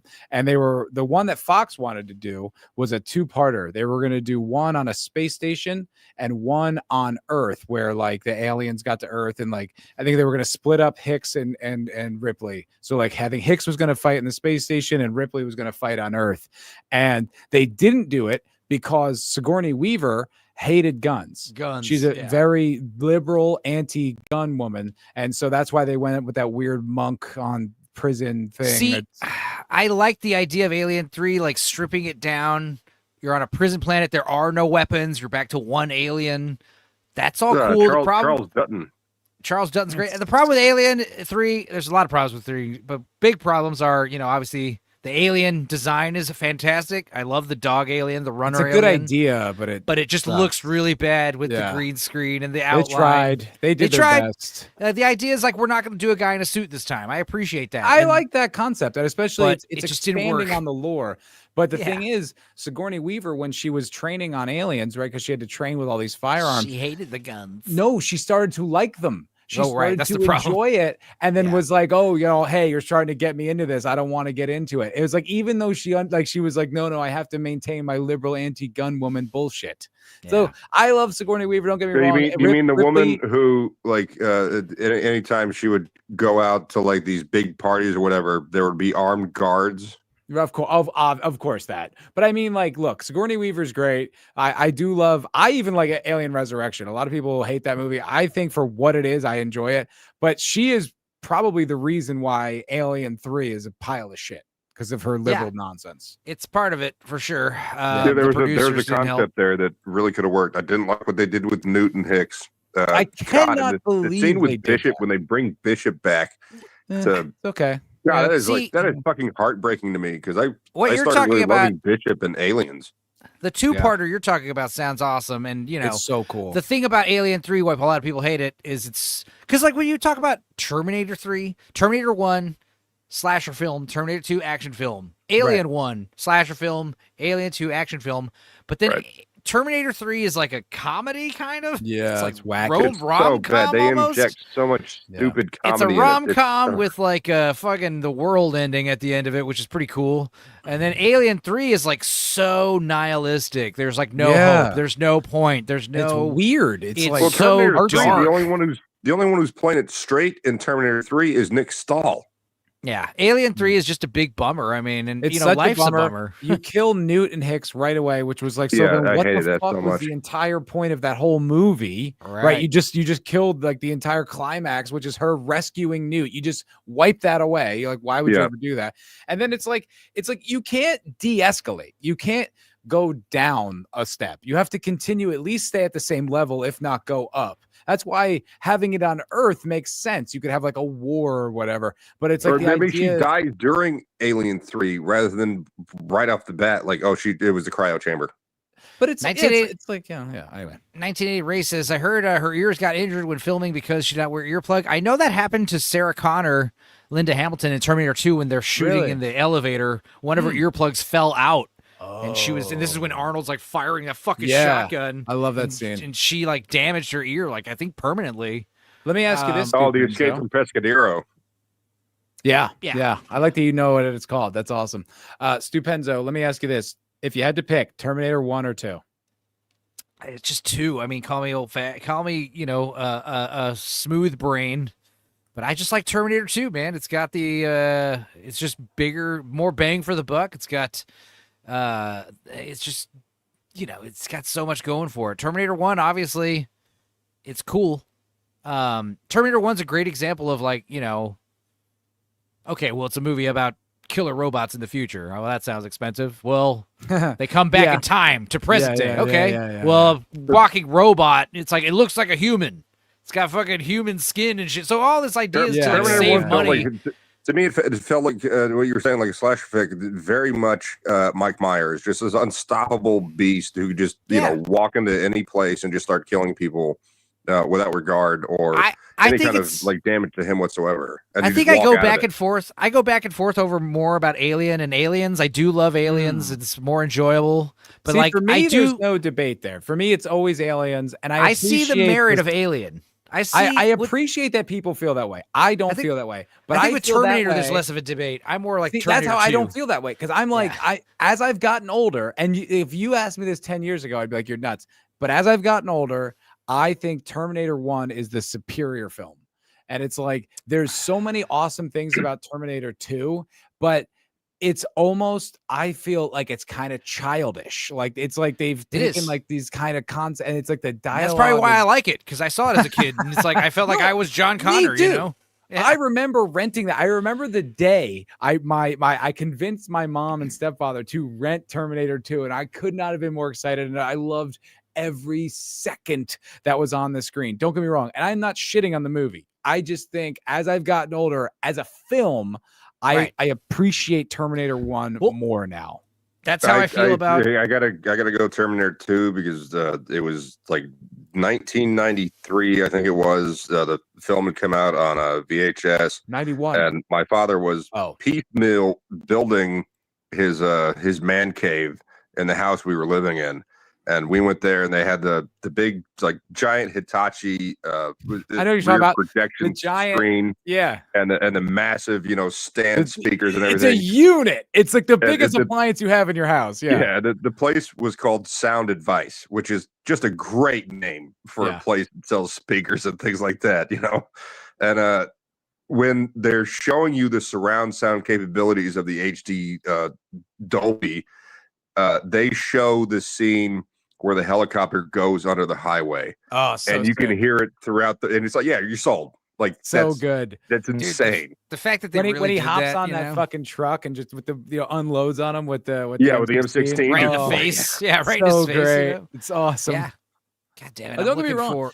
Like the minigun and like the gas grenade launcher. There's so many things about that movie I love, and I will never not love it. I've noticed. I order you not to go. Everything in the I mall. order you not to go. Yeah, the music, I don't know why you cry. The music score happening through that entire scene. It's just boom, and it just keeps going. Like, when he finally is reunited with his mom, and he just wants a hug, and she's feeling to make sure that he's not wounded. That just like that just heartbreak of the kid. He's just he just wants a mom, and hello, she's just, Dr. Silverman. How's the knee? How's the knee? And then he clicks off the button and goes, she stabbed me in the knee with my pen. It's so sick. She's awesome. She's like he talks to the orderly, and he's like, I don't like seeing the patients disturbing their rooms this way. So like strap her down the next time you see her. Yeah. And he and drug her, licks her face. Yeah. Oh, so gross. But then she gets her revenge when she breaks the mop handle and just like fucks him up. And you believe it. Girl like, boss stuff that actually girl boss stuff that actually works because she's not like she's not knocking out some 300-pound dude.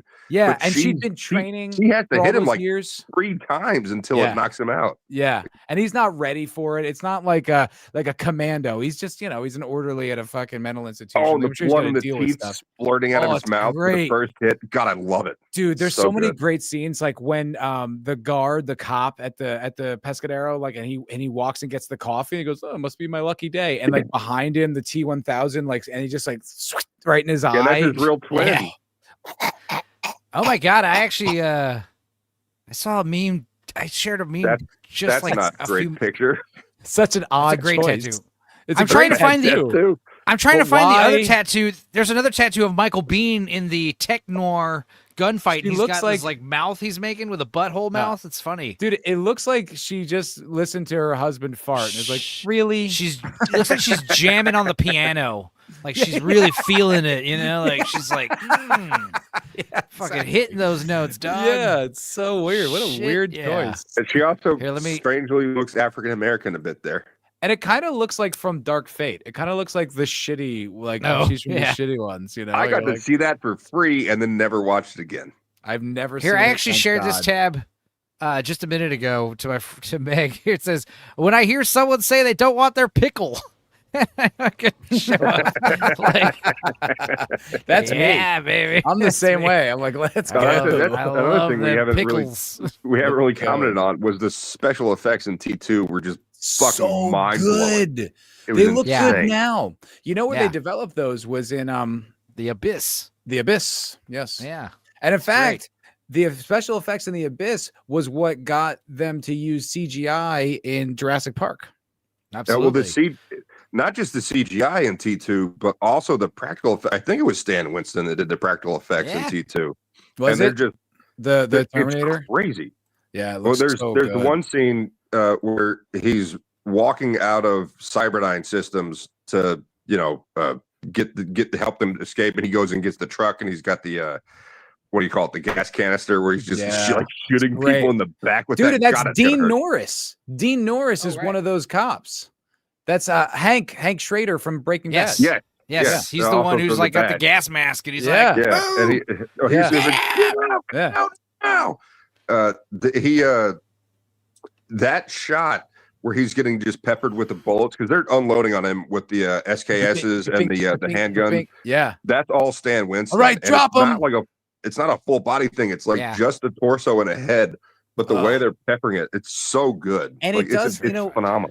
It works in a weird way because it creates like a jerky, almost robotic thing that Oh, yeah, worked yeah. for the Terminator. Yeah. Yeah, no, Yeah. those movies are masterpieces and they're so good. That's what sucks about modern entertainment is how much they just keep watering these fucking things down and making them less relevant. It's like these things that we loved. I have all these action figures, when I was a kid, and just how much I care about it. It's like I watched like the Alien Earth show just out of morbid curiosity, and the depths that they can take this shit to. It's like, who knew? Yeah, I didn't know it could I get watched the so first much. 5 episodes, thinking like, when does it get really terrible? Five though? episodes? And then Oh my god! 8 episodes. The 8th episode, like when it Oh. ends, I was so pissed. I was like, dude, what the fuck is this?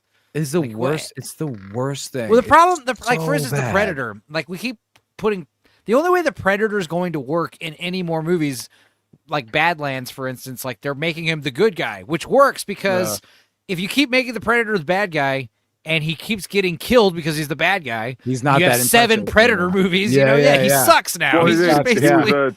he was kind of the good guy. In There was a AVP. good. There was He a had, good like, one in honor. PvP, and there was a good one in Predators, Like or a at the less end evil of one. at the end of Predator 2, they show him respect.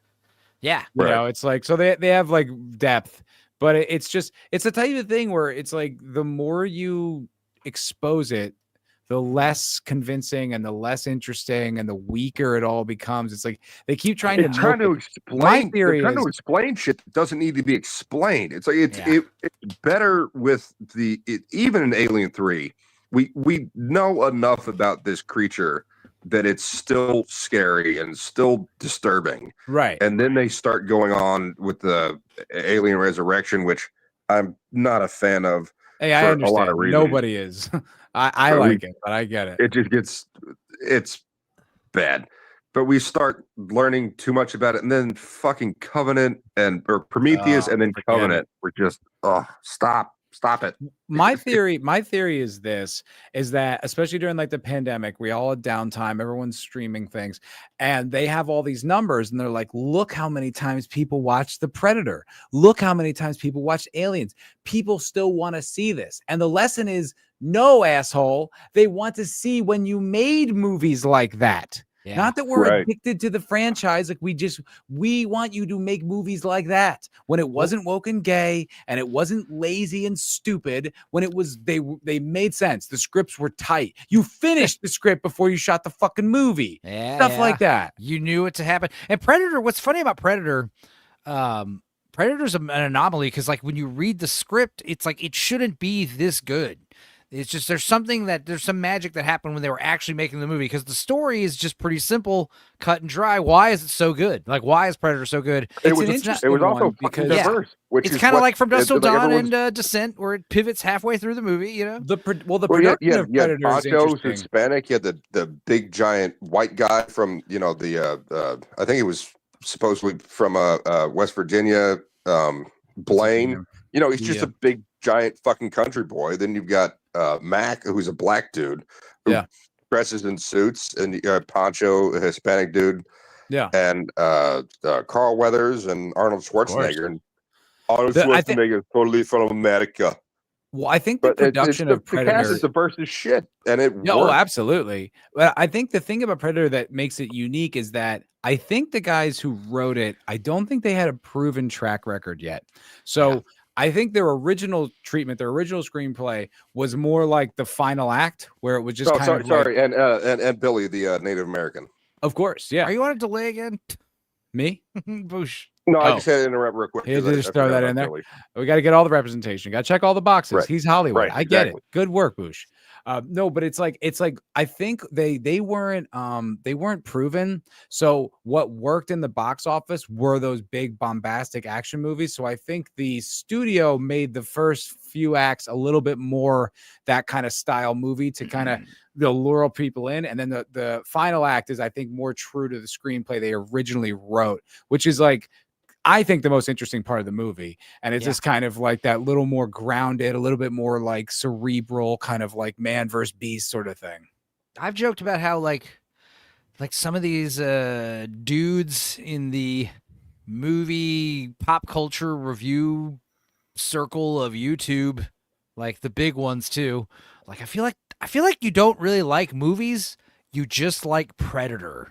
And like anything that is like really good, like I feel like Predator is like it's a great movie. I love it, but is it really the litmus to which we measure all other movies? I don't think so. I mean, it's like I don't love it. I feel like there are people that do, and it's annoying. In fact, I I love think Predators with Adrian Brody. I thought that was better than Wally it Goggins. got the reputation for. I was like, okay. It's okay, but that's why I kind of like Alien Resurrection, because Alien Resurrection does not fuck with the lore, because it's like it's almost like an adjacent movie. It's like, oh, she's resurrected. We use DNA to reconstruct her. Yeah, like how many hundreds of years does it take place after the aliens? It takes place Yeah, a while after but aliens. that's what I right? mean. It's almost fanfic. It's like it doesn't really. I think you're right, affect- like 300 years. It's fine. Yeah, but it doesn't really affect the story. Same way as Predators doesn't, because it's like it's off planet. Like, and they have this little zoo or whatever. It's like, okay, it doesn't fuck with the lore. It's things like Alien Earth that drive me nuts, where there's like, oh, you mean before the Nostromo ever encountered the alien? There's there was two a obvious fucking... fixes for that show. Like, don't make it take place after Alien 3, and don't put a fucking xenomorph in it. Like, any other Prometheus. alien would be fine. It's so Prometheus retarded. Covenant. That's all I gotta say. It's like just those movies didn't exist at all. I was so hyped for Prometheus. I did go see it in the theater. Like, what are they doing? I liked Prometheus they're for a while. They're not expanding anything. They're actually like making Prometheus. it far worse. I like Prometheus until I got out of the parking lot, like on the way home. That's when I was like, right around there, I was like, wait a minute, that was not good. Because we were like, what was the difference between the black goo and the green goo, and what? And I didn't like that the black goo turned into an alien. I was like, that's so demystifying. Like, I didn't mind that the black goo existed. I didn't like that it turned into the xenomorph, and you're like, that's gay. Like, and the fact that like the alien's like a weapon. Like, I never thought it was some engineered weapon. I think his name's David, or I think it was David was the robot in Prometheus, where he's like clearly holding his finger over the drink, and then like dips his finger into the drink and hands it to the guy while he's looking at him. And then also, even that guy, he came all the way there and he found a head of a completely unique sentient alien species, and he's disappointed. Yeah. Yes. In what? That's the fucking find of all time. That was pretty cool when they take intelligent that life on a different planet. Like, and he's like, oh well, I wanted to meet them. I'm like, oh, what was that? They take the space jockey helmet off. And they immediately like give it needles and make it come back to life. You're just like, there's blows up. other, But it was just cool to know that that's what the space jockey looked like. It was just a fucking giant dude. I was it was awesome. It was fine. I was in it right up cool. until the point where they said, "Oh, we need like a botanist, and we need this map maker, and we need a geologist, and all these other people," and because they found something on Earth that could lead to this. They had a star map. They're like, okay, good. So this is where it need to go. It's like, that's awesome. So we're gonna get some backstory, and then they get on the ship, and they've been traveling for thousands of light years, and then they get a debrief. And why didn't you do this on Earth? I know. Wait a minute. Did they just all get on the fucking ship to go thousands of light years without knowing what they're doing? Also, the other thing is like, why did you put what's his name in makeup? What's his face? Guy Pearce. Yeah. Guy Pearce. Why? Oh, like, God, why? so What was just the point hire of an that? old Just guy. hire an old Just get an old guy. Just hire Anthony What? Hopkins. Yeah, have him do it. There's plenty of old actors. You know how I crazy was that'd be thinking if they're supposed to have like a clone of him on the ship later, where it's a younger Guy Pearce. Maybe that's what they were going for, and just never did it. But it it didn't was like make a any sense. deleted promotional material video So is what it was. stupid. Yeah, I don't. But yeah, could you imagine if we found out that Waylon from Waylon Yutani was like Anthony Hopkins, like that would be so much It'd be cooler, interesting. Yeah, I'd be down. The thing I was opposed to- thinking, like Ridley Scott is like the opposite of George Lucas. It's like George Lucas is all ideas and no execution, and Ridley Scott's all execution and no ideas. Yeah, Yeah. I did not like Gladiator. I thought it was overhyped, and it. Oh, I like didn't. the original. I love I Gladiator. did not think it deserved Best Picture. I thought that was like the beginning of the end of Ridley Scott for me. Like, I don't know. What were the other movies that year? I love Gladiator. I mean, I get what you're saying, but it's still awesome. It's Gladiator is good, but spectacle. yeah, it definitely was not. Like Traffic, I think came out that same year, which I loved a lot more. It's a great movie, but And, it's of the time. It's very of the time. It's not the type of movie you watch now and you're like, it's like it feels like a 2000 movie. Whereas I feel like Gladiator is timeless. has more going on with it, like the score and the story. And you've itself. never seen Rome look like that. I don't think before or since they've ever done a movie. Well, the show Rome, but you've never seen it in such rich detail, and it was so diverse. The worlds they went to, like that African, like the beginning where they're fighting in Morocco or whatever, like that was sick, and just the battlefield against the Germans was so good. I mean, those things, the like, opening scene against those Gaul. set pieces are incredible. Yeah. Like there's just so many good pieces. I understand what you're saying. But Bro. it all works so well. So that's crazy. I didn't realize so Traffic and Aaron Brockovich were both nominated. They're both Steven Soderbergh movies. That's crazy. Wow, you had two movies in the same year. Yeah. I didn't know that was Soderbergh did Aaron Brockovich. Crouching Tiger was that same year. Soderbergh did Aaron Brockovich? Yeah. Are you sure? Really? I only Wow. I saw Aaron Brockovich for the first time like a year ago, and Is it I was like, good? yeah, this is good. Yeah, it's real good. Yeah. It was I remember cool. I can't believe that's Soderbergh. That doesn't feel like a Soderbergh film.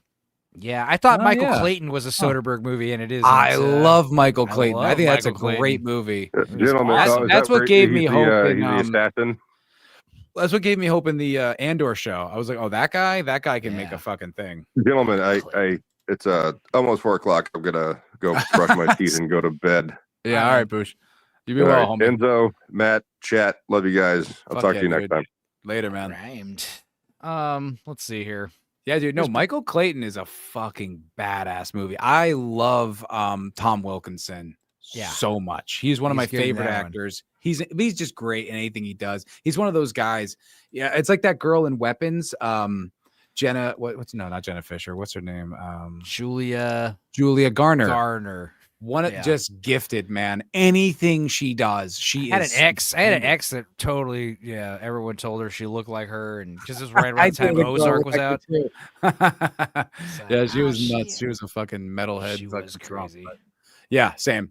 But Julia Garner, man, is one of those actresses where it's like, I think like Leon. No, was it Leon? Maybe Nick. Someone didn't like her portrayal. I was like, bro, now she's gifted. I remember everyone was complaining about her being, the Silver Surfer thing. I'm like, changing Silver Surfer's gender doesn't really bother me that much. I mean, basically the idea is you're arguing that you'd rather see a hot dude over a hot woman when it really makes no difference because it's, he's a fucking cosmic alien on a surfboard. It really doesn't I matter. understand people's sensitivity of that though, because they've just done it so many times. You're like, there's no way this will be cool.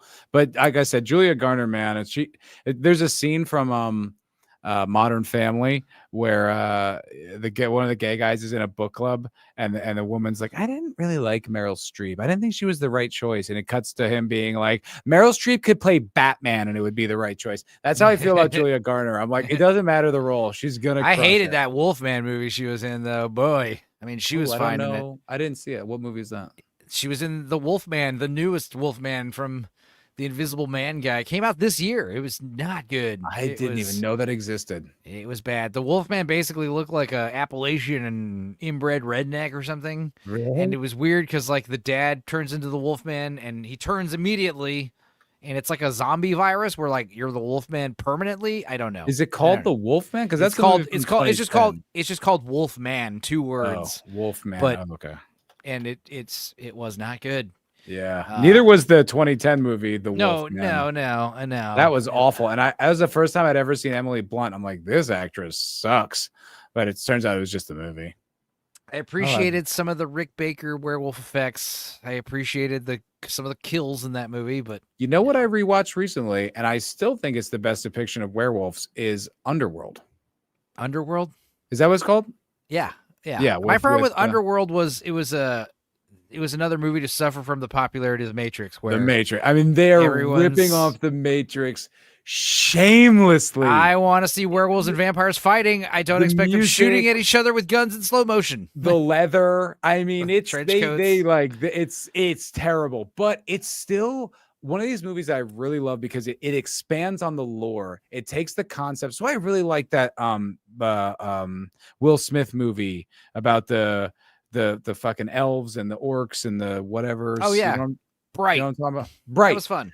I It was like stuff like basically it was an alien nation, but with but orcs and fairies and shit. with Yeah. the fantasy tropes. It was And it's like cool. I like that. It's like you expanded on the lore. It's like, okay, now there's like class hierarchies with the interesting. It's the same thing with like Underworld. It's like, oh, we've got ultraviolet bullets and fucking silver nitrate Yeah. bullets. I'm like, Yeah. cool. Like this is so interesting. Like, yeah, cool. I like these ideas. The dialogue is that sometimes is laughable, but it's one of those movies. It's just like you said, that it's got heart. And it's because it's got heart, it works really well, even if it's stupid and campy and things are bad about it. But it's like no one involved knows that, and that's what makes it kind of beautiful. I really like Underworld. One thing I loved about Underworld, it has one of my favorite werewolf transformations ever because of I think it's this one. This guy. Yes. First of all, I It's do love the great. Howling. This is the first movie, right? Yeah. It's like the first time you see a guy turn into a werewolf, and like the idea is like it's like shapeshifters. They can turn whenever they want, and Yeah. they turn quick as hell. It doesn't take fucking 35 minutes or whatever. It's cool. this Like, guy- he's like an older werewolf, so he's got it like like the Hulk. Like he can kind of transform at will. Yeah, this is a good scene too. They really make use of this puddle, by the way. This puddle shows up in like 6 scenes. Yeah, he just turns into a werewolf in like 2 seconds flat. Yeah. It's like, oh shit. And this is cool. Like, and it looks good still. This is a fucking 25-year-old movie or whatever. It still looks good.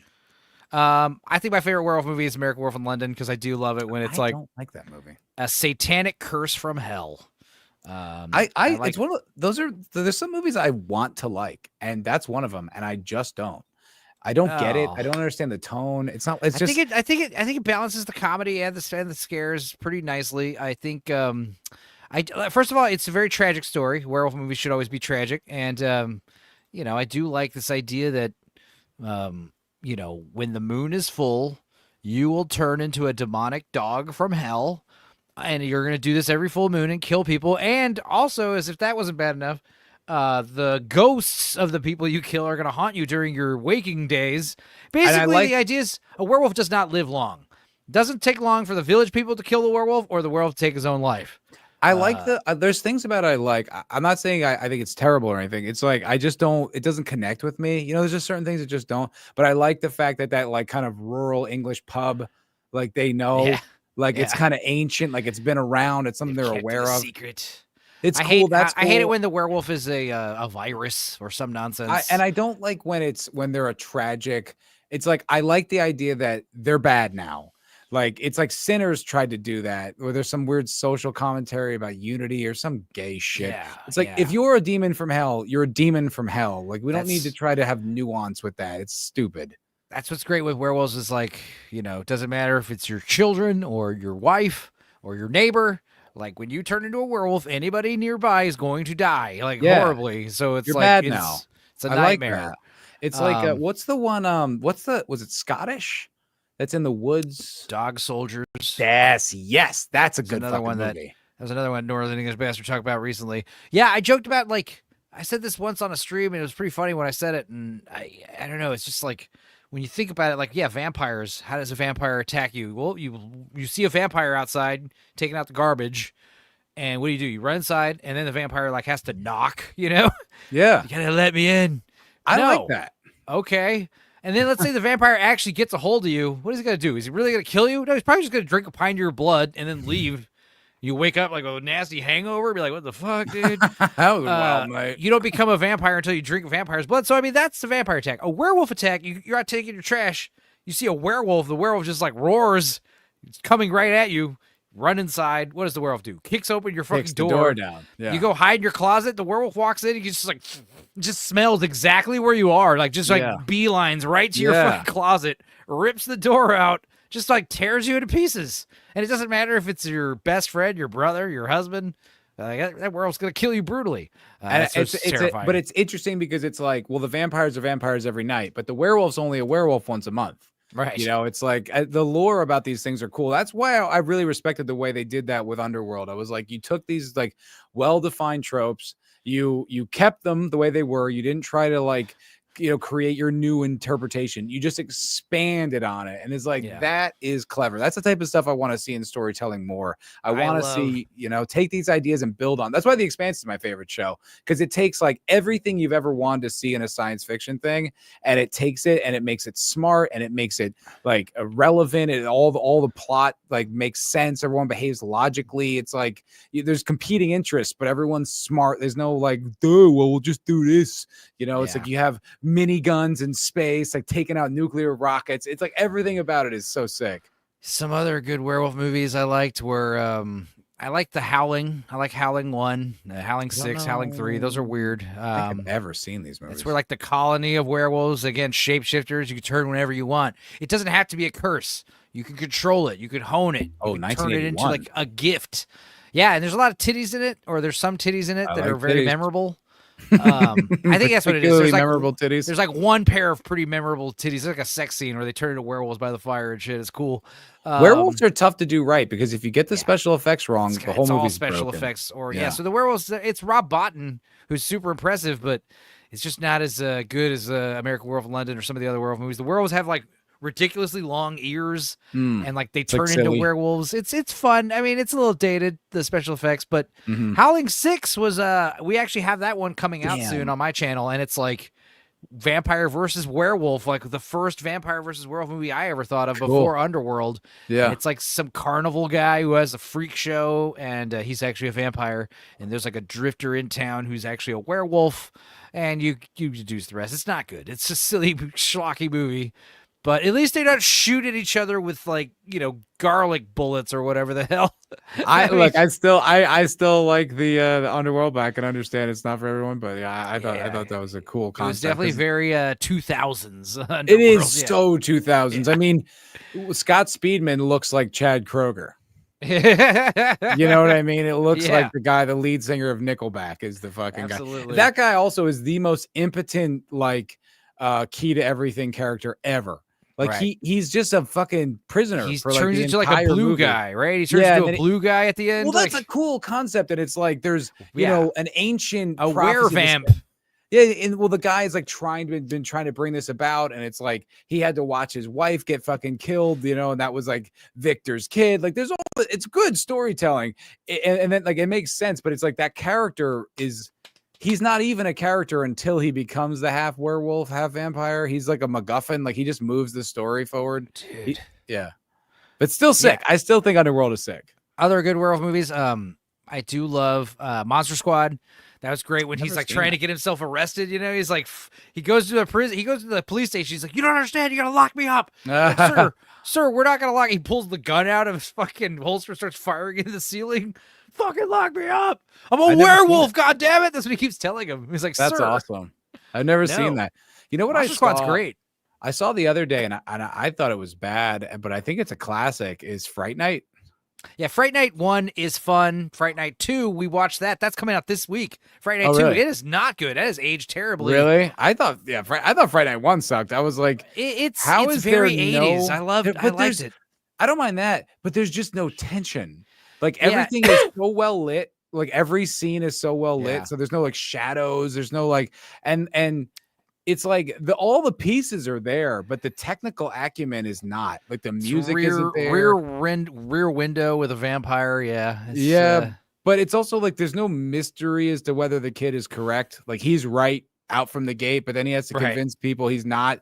Like, he's not crazy for like you just think everyone else is stupid, right? Yeah, it's like for an hour he has to. Like it's a decent trope for a minute, and it's like I would just watch the Terminal List. I just rewatched it, and it's like he has a brain tumor and he keeps misremembering things. So there's part of you where you're like, I think he's right, but is he?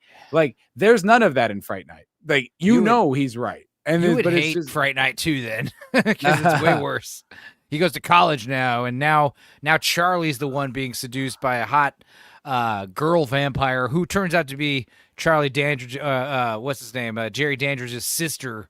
It's very stupid. Yeah, I bet it stinks. But wait a second. Can you go back to that comment for Seabird? Yeah. Yeah, wait. Is The Expanse Wasn't that gay as fuck? Where do you get that? I've only impression? heard The Expanse is badass.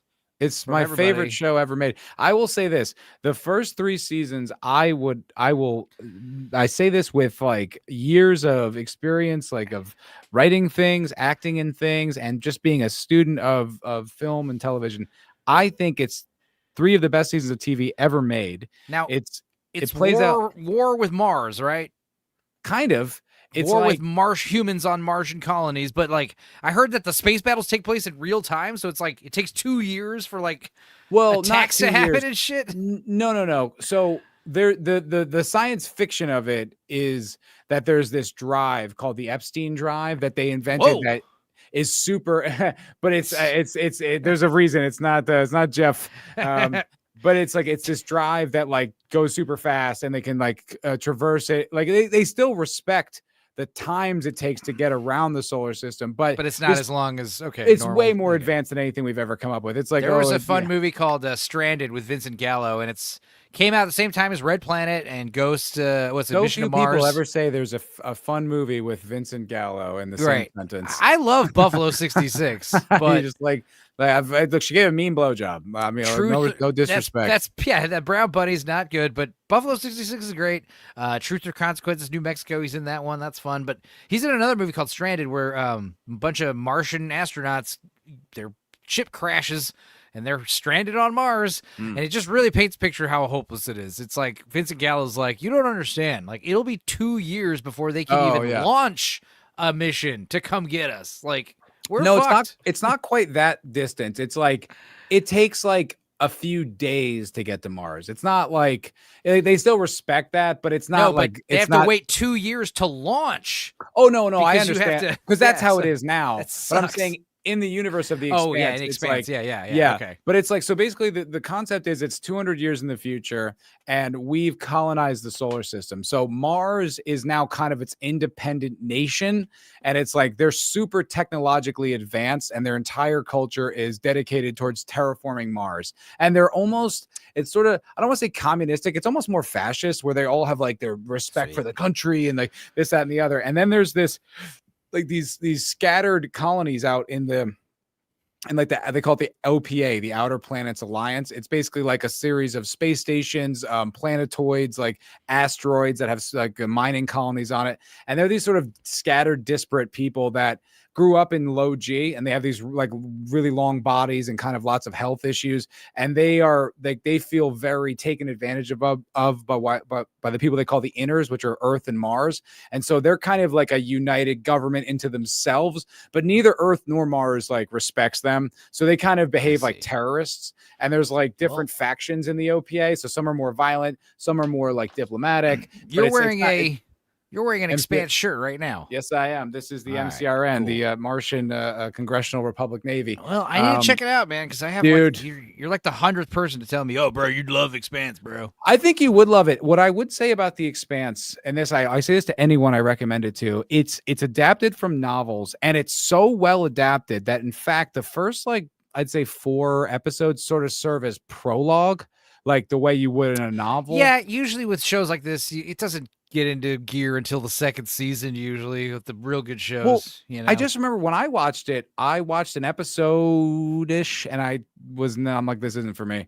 And I did that with Battlefield Earth, or not I'm sorry, Battlestar Galactica. Battlestar Galactica, yeah. I did that where I was like, I tried and I gave up, and then I tried again years later, and I watched the whole thing. I was like, holy fuck. It's exactly what happened. My friend told me, he's like, dude, no, trust me, you'll love it. And I was like, okay, I guess my friend has bad taste in TV. And I like watched it, and I was like, I still kind of felt the same until the end of the 4th episode. And then I was like, oh, like I got it. Like all of a sudden I saw what was going on, because you meet your heroes, but they're not like the first episode is so much. I made a video about this on my Foul Ball Film and Television channel, which I think like I tried to lay out all these arguments, because it's like I understand that because it's on IMDb, it's in the top 25 highest rated TV shows of all time. Yeah. But it's still like kind of an anonymous show with a lot of people. And I was trying to figure out exactly why that is. And I think that is a part of it. But It's hard sci-fi. Hard sci-fi is not for everybody. but it's so good too, and it came out right around the same time as Game of Thrones, where people were really invested in like complex, like overlapping plot, and that's The Expanse. So I would just say, just give it at least 4 to 5 episodes. If you're not in after that, I can't do anything for you. But Yeah, I did just give it its chance, because it really unfolds, and it's a show you have to watch. You can't have your phone in your hand; you have to really watch it. But it's so rewarding, especially the first 3 seasons. I mean, it's perfect. When I was growing weed, living in Austin, there was a period of time where I was going to art school, and I was just, master bedroom was a huge grow up in my house. And it was me and this other guy who didn't live with me, but he'd come by and he'd take care of everything most of the time. And I had the house, and he paid all the bills, and I got a big chunk of weed. We were getting like 20 pounds every 11 weeks. Damn, for that's like not just like 4 growing years. weed. You're No, like yeah, an yeah. operation. We were doing an operation, and it was one of those Yeah. things where like trim season is the best and worst time of the year. Because it's so fucking annoying trimming weed, but it's fun because you got all this weed and you're getting all the finger hash, and we're watching a lot of TV shows. We stopped watching movies because after, you have to watch so many movies. So eventually we were like, fuck this, let's just watch TV shows. Yeah. Because there's a lot of shows we haven't seen. And What year was this? Can you give me like a This was timeline? like 2009 to 2013. So I was still able to That's like a download. good time to watch TV, brother. Yeah, so I was still downloading series, and we would put them on a little thumb drive and plug the thumb drive in the TV. Been there. And we'd watch it like that. So, but we watched The Wire. We watched The Sopranos. Oh my God, The We Wire. watched a bunch of Breaking Bad. And but then we're like, let's check out Star Trek: The Next Generation. And we're like, meh. fun. But then, by the time say season 2 shows up, the Measure of a Man, the Data episode, that was like the first great episode. Yeah. And we fucking burned through Star Trek Next Generation, loved it. Then we watched Deep Space Nine, and then Voyager, which we did not like as much. But yeah, Deep Space Nine was sick. It came out in that Renaissance time when there were 10 episode 2015. seasons. Yeah. It's like 10 episode seasons, and it does everything right that so many shows do wrong. Like it has a mystery, but it knows where it's going, and it pays it off, and then it introduces new characteristics. It's not just like, oh, it's just a mystery and we're going to string you along. Like it's such a compelling. It goes off a cliff, Simlex, in season 5, unfortunately. Now, it's one of those shows that didn't really end the way it was supposed to, right? It just wasn't getting the ratings, and they kind of just wrapped it up. That's kind of the problem. I mean, so it was on Sci-Fi Network. I blame all of us. That's why we didn't watch it. I covered this in my video too, because it was on Sci-Fi Network. And I agree, Smilex. This was 5. 20. You said 2015. At the time, one of the biggest movies on Sci-Fi Network was Sharknado. So no one thought of Sci-Fi Network as like a good outlet for like really compelling. It was all schlock. It was all schlock on Sci-Fi Channel. I remember the best things on. First of all, I love Mystery Science Theater, obviously. Best ever, dude. But I have a poster. think when it moved to Sci-Fi Channel, where it was seasons, seasons 8, 9, and 10. I gotta get you on some of these watches. Let's 8, go. 9, and 10, season 8, 9, and 10, man. I actually love those episodes because they were Sci-Fi Channel, and I don't know, it's just fun. But yeah, there was another good All show day. called Exposure Mike that was Nelson, short baby. films, and a bunch of schlock. But it's not what you would think of. So, and the studio was basing all like their future bookings or whatever based on like people watching it live, which in 2015. That was the beginning when streaming. That's when everyone was watching like Breaking Bad on Netflix. No one was doing that. Like it was like that was over, and so it got canceled. And then Amazon picked it up. And season 4 is okay. It's not bad. It's just different. It feels like the continuing adventures of The Expanse. And then season 5 was right when I think it was just before the pandemic. They had just finished filming, and then one of the actors had like a sexual scandal, during the Me Too shit. Boo. So they cut down all his scenes. They extended scenes that were unnecessary. That they dragged out like one sequence over like 3 or 4 episodes. It's sucks. super boring. It sucks. That sounds way worse than what I thought was gonna happen, dude. It's so bad. It's like, and the beginning is amazing. Like the first 3 episodes of season 3 or season 5 are incredible, and then it just gets weird. Like you know how Gary, Nerdrotic always talks about feelings in hallways. Yeah. It was feelings in spaceships. It was like that. And you're like, what the fuck are these scenes? Like, I know this show. The writing is airtight, immaculate. There's not a wasted word. And it was like, what is this shit? And then the second half of season 5 falls the fuck off a cliff. You were thinking this like when you were watching season 5 live. I remember I was in Austin because I was covering every episode, and I visited Austin for the first time before I moved here. You know, I was like scouting, and I watched it, and I remember the episode had happened, and I did a live stream, and the guys on the stream with me were like, no, I don't really think. And I'm like, I'm telling you, this is all the earmarks of the bullshit. It's happening. And then the next few episodes, like they all came around. They're like, oh my God, you're right. No, not the Expanse. And then season 6 is a return to form. There's a season 6. Okay. Yeah. But that's only 6 episodes because they shot it during the pandemic. And it's okay. It's pretty good, but it's literally, to me, it's just seasons 1 through 3 are perfect. Just watch those and fill in the gaps yourself. If you stopped after, it's like, you know how people look at Firefly and they're like, oh, what could have been? Right. And it elevates it. Right. I feel like if they had just never picked it up after season 3 of The Expanse, you could have just been like, oh my God, what could have been? It was so good. It might have actually saved it from what happened when it went to What's Amazon. cool about Firefly is my sax player, he loves Firefly, and every Christmas he watches the whole show in the movie. No. But it's like one of those shows where you can watch the whole show in a movie in one day. It's a 14 This is actually interesting. I saw this, something like that. Heather Langenkamp, who plays the final girl from Nightmare on Elm Street, Heather, I think her name is, she handled the makeup for 2012's Cabin in the Woods. She and her husband, David Leroy, run a company specializing in prosthetic makeup. What? So this is like a great example of like, how to stay in the biz. What a pivot. Yeah. And the makeup in that movie is great. It's fun. The Merman. That's a good movie. That's a fun movie for sure. Yeah, that's a fun. I want that retractable bong coffee cup thing so bad.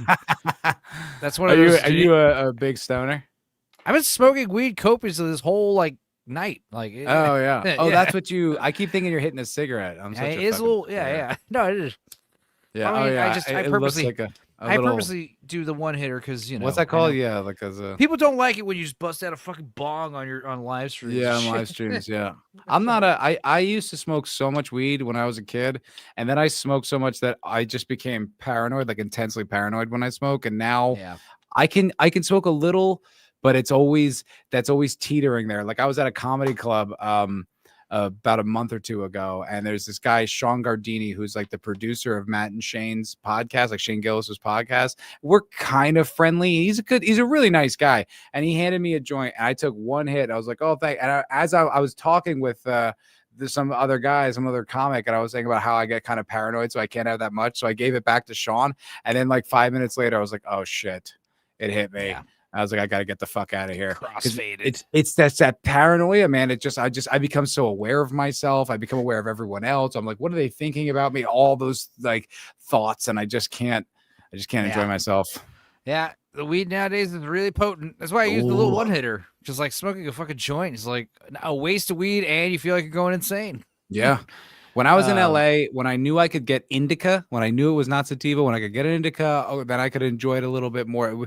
That the risk was there, but it was much less. With sativas, I'm like, I could feel it's like a bullet to the brain. I'm like, you're aware of yourself. Everything you think that sucks about yourself is true, and everyone knows it. You know, it's like, oh fuck. I gotta get out of here. So F, marry, kill with these three monsters. What are we thinking? Interesting. Fuck, marry, kill. Well, I guess Is that a child? I don't know. Ballerina. Can we not have a child in the fuck, marry, kill thing? We won't play this round. I showed my buddy who I showed at Dust Till Dawn to. I showed him Cabin in the Woods, and it was like he didn't know anything about it. Once again, going in totally cold because he trusts me, and so he thinks it's just a standard, Cabin in the Woods movie. And then to see like the way it expands, and he's like knowing nothing about it. It's like it's such a smart way to deal with the trope. Fun movie. Fun. Remember that? Remember fun? Like vaguely. Here's Brendan Fraser having fun, going undercover Blockbuster in 2000 when he was at the height of his career, practically. Wow. He had just done The Mummy. I love Airheads. I do too. Fantastic movie. Has aged like cognac. It's so good. Bedazzled is also fun. The Himbo trilogy. It's a great Blast from the meme. Past. Blast from the Past is fun, and it's I've still never seen it. I don't it's think. so stupid, No, but I've it's seen it. I've great. seen it. Yeah, It's good. Yeah, no, it's good. Yeah. Let's see what Brendan Fraser's doing. He's working on a cover at Blockbuster. Here we go. Hey, what's up? It's Brendan Fraser. I'm in Blockbuster. We're going to find out who's a fan and who isn't. This could be really interesting. That actor Brendan Fraser? Yeah. You want to get one of his movies, maybe? No. Do you know the films of Brendan Fraser? Man, it's Friday night. I want a scary movie, man. What's up with you? Have you seen Encino Man? Yeah. That's a scary movie. Well, why don't you recommend The Mummy, right? You were in that one. Sure. Some That's scary not thrills. scary, but you could Has fool he ever- this guy. Has he ever done a horror movie other than The Whale? The Whale's good, Oh, but yeah. no, I don't think he ever has. does. He was in the Jewish prejudice movie, Class Ties or whatever that was called. I did a horror He's- movie. Oh yeah, which one? Terrible low budget movie called Only Go There at Night. It's Okay. I don't even know if it's searchable. It's terrible. Like it's so bad, but it was like a good experience, you know. Were you like on top of a naked woman? You both got your throat slashed or something? No, there was no sex. I was the lead. I was the Whoa. hero. Wow. I'm trying to remember the plot. It's You been were so like- long. You were like in that movie. Okay. Yeah, but it was like the budget was if me and you got together with a camera Right. and a few guys. You know what But I mean? what'd you think It's of like the final product? Were you pile of shit. It's a terrible movie, but it Okay. like let me see if I can. I don't know if I have the video of it because it's like there's an opening scene where they do like they do a guy, you know, he's like, no, don't, and then he gets his head cut off and they cut to like a prop, but the prop is so bad and they Awesome. don't do any editing tricks to like it's so obviously like a paper mache head. And then that does got- it go like earlier that week? You know, does it go back in time after it's the like head that, cuts in? yeah. It's That's like this awesome. is setting the stage for the horror. Amazing. And it was all played on there was a do you remember those magazines called Weird? There was like Weird NJ was, and so there was a section in those magazines called Only Go There at Night, which would be like abandoned mental institutions or whatever. So he was like trying to build on that trope, you know. And God, I really can't even remember the plot. It was so bad, but it I'll was never go there at night. only go there at night. Only go there at night. Let's see. I don't. see. Oh, you know what? Oh, there's the sequel. The sequel comes up first. Darkness Rising. Yeah, he invited me to be part of the sequel. I declined. And I was like, and he asked me why, and I was like, I just, I feel like we just need to leave it there. Like I tried to come up with some like 2008. creative, artistic. There reason. you are. There's your name right there in IMDb. That's me. Look That's at me. you. Yes, yes. Wow. And I tried, but my acting is not great. It's the dialogue was, I mean, horrific, and it's the whole thing. Oh yeah, Let's see here. Carl. Oh, Carl. Yeah, my buddy Carl. He was. Yeah, there I am. I don't even have a picture on IMDb. That's fine, actually. I don't need a picture. I don't really want to be associated with all this stuff. Crystal Clear is a short I did. I made that. Oh, here's the trailer. Here's the Yep. trailer. Yes. Oh, let's watch it, please. Yeah. Can you pause for just 1 second? I remember the filmmaker gave me a DVD box, and you know how they do like critic blurbs, you know, like the scariest movie of 2019 or whatever, and it literally just was in quotes. It was like ... horrific ... and it was Amazing. like, not the right description, dude. The acting in this movie is horrific, right? If we do not stop the devil, he will wipe out all humanity. Yeah, that was it. That was the bad prosthetic. Did you get the right issue? Yeah, number 24. You wouldn't even know I'm in this, and I'm the lead. Guys, over here. I don't think the director liked me. We need to go back in there and find them. We meet back here in There I 5 am. minutes, whether you find them or not. There you are. You're in that pixelated, blurry mess. Yeah, it's so bad. We shot all these scenes like that are there, like in the scary part. We're at a wrestling gym that was it was like a training gym for like guys who wanted to be like professional wrestlers, you know, but like All the on the lights turned lowest off. circuit. Oh, dude. And we, they used that location, man. Like they used every Awesome. corner of that building. Was it only like in the middle of the night when the place was closed and shit?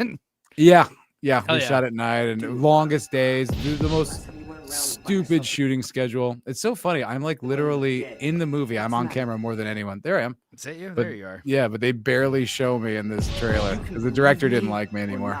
You don't shut up. I'm gonna take so that bad. flashlight and shove it so far up your ass. Beams of light will be shooting out of your eyes. That got the trailer. That got in the trailer. The Yeah. flashlight up your ass line. Yeah, hey, listen. Carl was doing his best with that dialogue. It's not his fault. He's a nice guy. Like this guy looks like a floating head, but also his hand is like in front of his face. Yeah, we shot that in a parking lot for some reason. And that guy, he has like some horror pedigree, that guy. He was in like, probably like the 6th sequel of some pathetic 80s movie. How much was improv? None, actually. It was all scripted, which Definitely gonna is find it.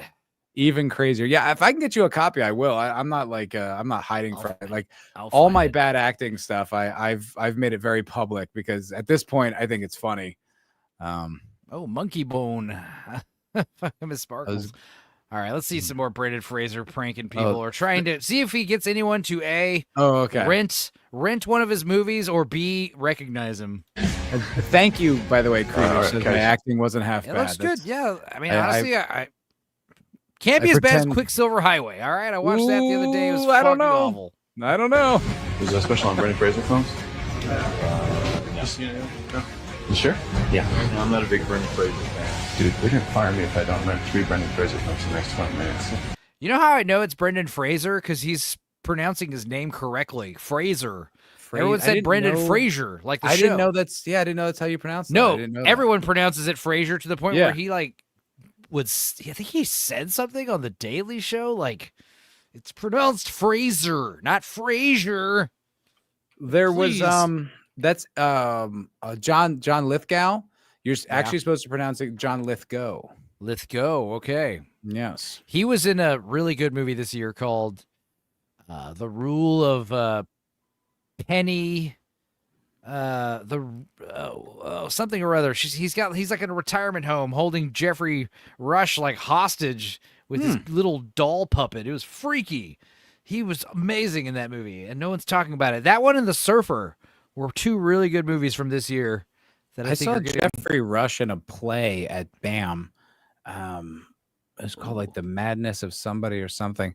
And I watched and I hated it until the end. I watched it and it was like this really campy, like exaggerated performance. And then in the final reveal, you realize he's been in a mental institution this whole time and he has convinced himself he's this like fantastic person, but he's actually in some like horrifying 1800s mental institution. I was like, Awesome.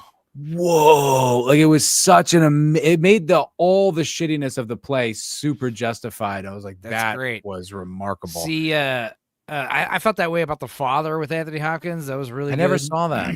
Yeah, the dementia movie. Yeah. Super crazy. It but seems yeah, sad. it is sad. But Rule of Jenny Pen was the one name of the movie. And yeah, Jeffrey Rush is like a magistrate.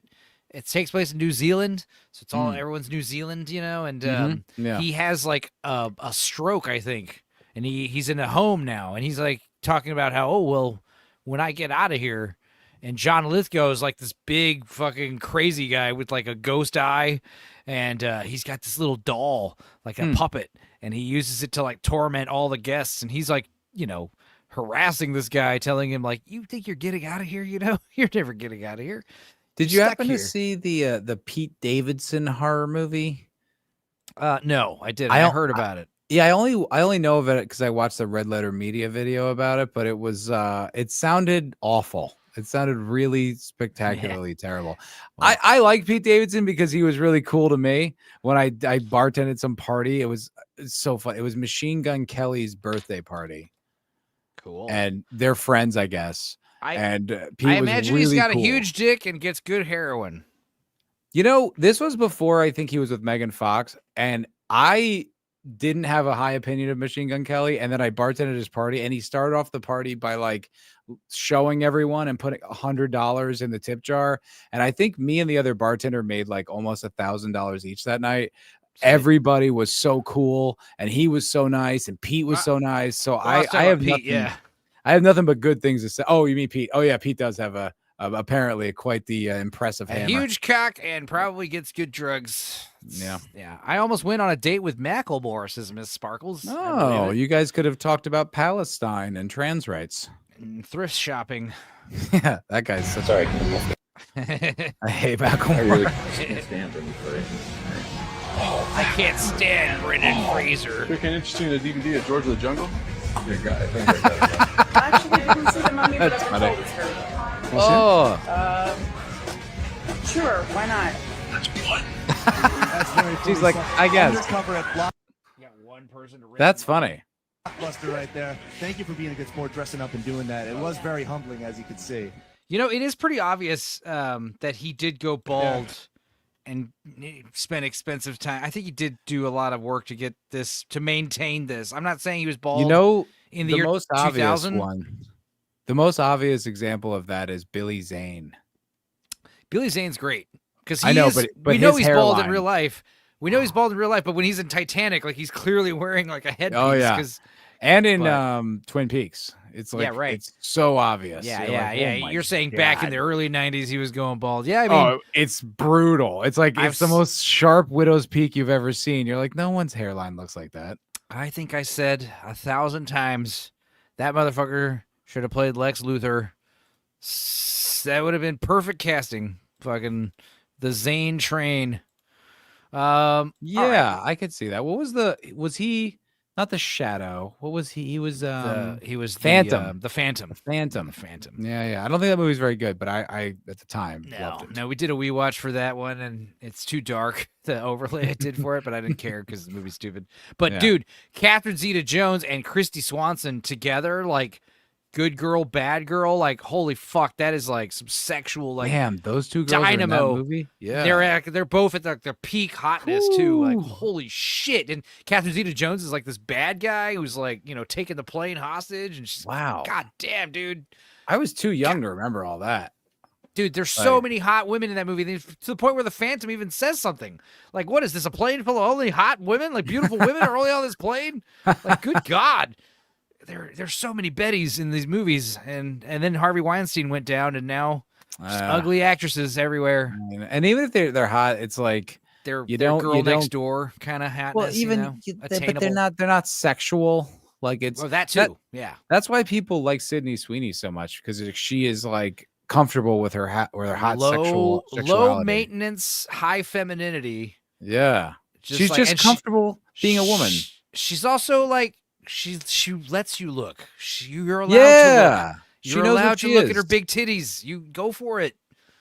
That's like how it was. I remember like being at some drug rave and my friend's girlfriend is just dancing naked, fucking, and I was just kind of like, felt weird looking, and her chick friend was like, it's okay. She wants you to look at her. I'm like, good God. Well, her boyfriend's just sitting right here, and I'm tripping balls. That's kind And of I'm the main tripping thing. balls. I'm just like, it's just a lot. Dude, a few years ago, I was working at this restaurant, and a lot of cute girls worked there.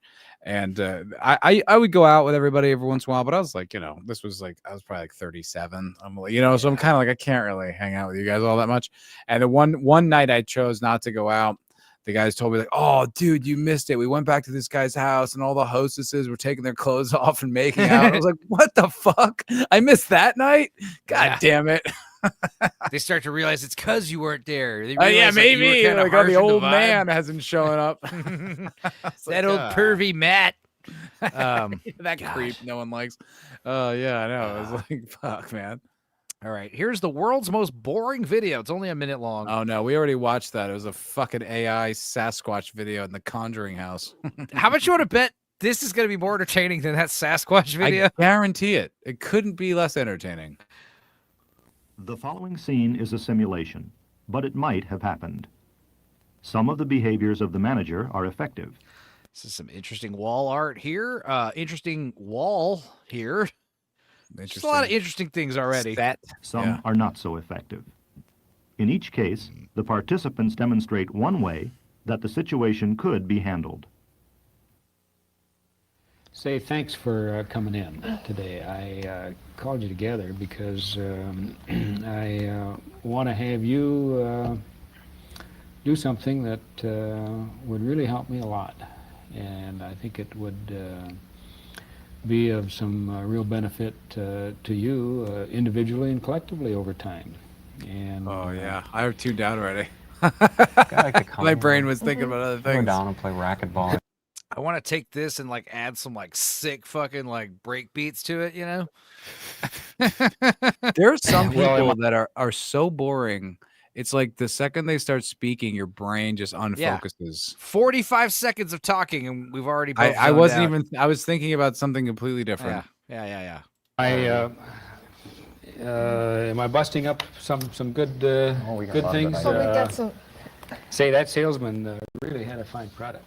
That was the best corned beef I think Yep. I've seen for a long time. This is boring. I agree. Well, that's that'd make a good special. That's one way. Yeah. Holy think we- I shit, think that we- I was think we- paralyzing. I think we might have did it, boys.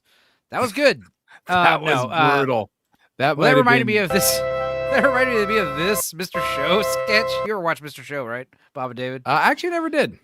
Okay, well, this is a good sketch. I know of it, but I never watched it. We've watched a couple of sketches lately, so this is kind of another reason why I'm bringing this up. People love it. People talk about it. So it's Bob very funny. Odenkirk and David Cross. David right? Cross, very funny Yeah. show. Also, a lot of recognizable faces. Tom Yeah. Kinney, he's in it. I don't SpongeBob. know.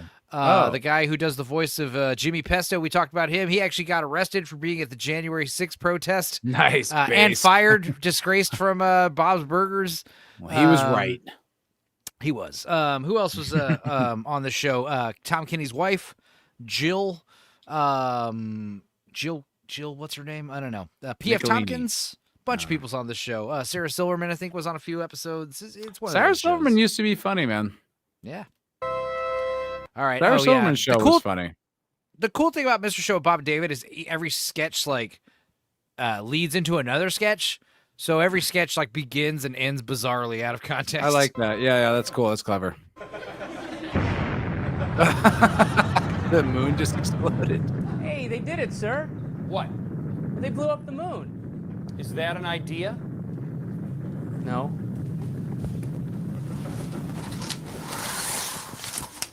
You're Can you all pause for 1 second? pathetic. You haven't come. Absolutely. Is this the show with the actor doing the audition? Yes. They That do. We watched the audition. Hilarious. Yes. That is I one was of the talk- funniest sketches. We were I've talking ever about seen. best sketches ever, and I was like, you Oh gotta see my the audition. God, It's amazing. that is one of the funniest things I've ever seen. The fact that he can commit to that and that everyone commits to it, and it's like every line wouldn't make sense. That is such a funny Don't sketch. just look at each other. Answer me. Yeah, and they're like, shit. What does he say at the very end when he comes back in? And he's like, and see. Yeah. And they're like, yeah. He's like, no. He's like, never mind. Don't worry. You got the stuff. It's you got so it, kid. funny. Oh my god. There was a great Bob David Cross did a stand-up tour DVD special something or other, and he's going all over the country touring, and one of the best segments in the whole thing, you can probably find it on YouTube. I'll find it. Fuck it, let's play this and I'll show you that clip in a With minute. one idea that my 8-year-old daughter couldn't come up with. You call yourselves junior executives? You're senior jackasses! That's funny. Can I say something, boss? It better be an idea. Yeah, it is, sir. Here's my idea. How about instead of you sitting on your big fat ass and bitching like a spoiled brat, you actually chip in and help? I can't believe what I'm hearing. Simonson, you can just go to your office and clean out your desk, because you're moving up to the top floor. You're my new vice president. What? You've got spunk. You mean it? You betcha. I agree with Simonson, sir. This is clearly not the best way to get work done. Oh, yeah? Well, you're fired. Huh? No, I just meant what he said. Sir, this is crazy. You can't fire him for that. You dare to question my judgment in front of all these people? That takes guts, Peabody. I'm giving you a raise in that corner office you've been asking for. What? Wait, so you're giving him a promotion for a stick? Shut up. You don't exist. Hey, you can't talk to him like that. You're right. I could use a guy like you to kick my ass every once in a while. I'm giving you a promotion. What the fuck? What the fuck? Whenever Dildo says keck, I don't know if he's mocking me or agreeing. No, he's agreeing, I think. He says, officer, I was at January 6th, ironically. Jimmy Pesto. Miss Sparkle says it's bad because he's a beta and he's bald. That's why this is getting fired. Yeah. He's a little beta bitch. Yeah. That's true very often, except he had some really base comments recently about the Saudi Arabia Comedy Festival that I liked. I was like, yeah, of nice. course.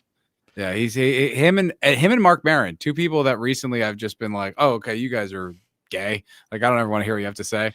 And they actually said, like, I was like, yeah, that's kind of what I was thinking. No one's wrong all the time, which is why I think Destiny is a plant.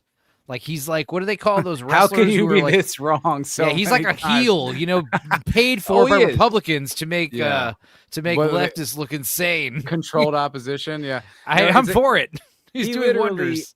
But at this point, I do think he's just trolling for attention. Like the stuff he was saying about Erica Kirk is like, I don't even believe it. Like they want me to get outraged. I'm like, he doesn't even believe this. Yeah. He's just trying to get clicks. Like it's pathetic. You're like, I'm not mad. You're gay. Peepers has deciphered the code. Keck is laughing in World of Warcraft, I believe. It is so. Is it? I didn't know that. I thought Keck meant like, the Keck god. That's what I thought, like Kekistan. It was a frog joke. We do a lot of Pepe videos on this channel. Hey, Scroipers, let's go. No, all right. Promotions. I could use a guy like you. As an example, you're still fired. Sorry, man, that's bullshit. Buddy. I heard that. You're right. It's bullshit. I'm promoting you. Again? Yes. Cool. Cool. Sir, you already promoted Are him. you telling me how to run my business? You're fired. Oh, fuck you. Amen. Rehired. Wait, but sir, this isn't fair. But sir, this isn't fair. That's you. Still fired.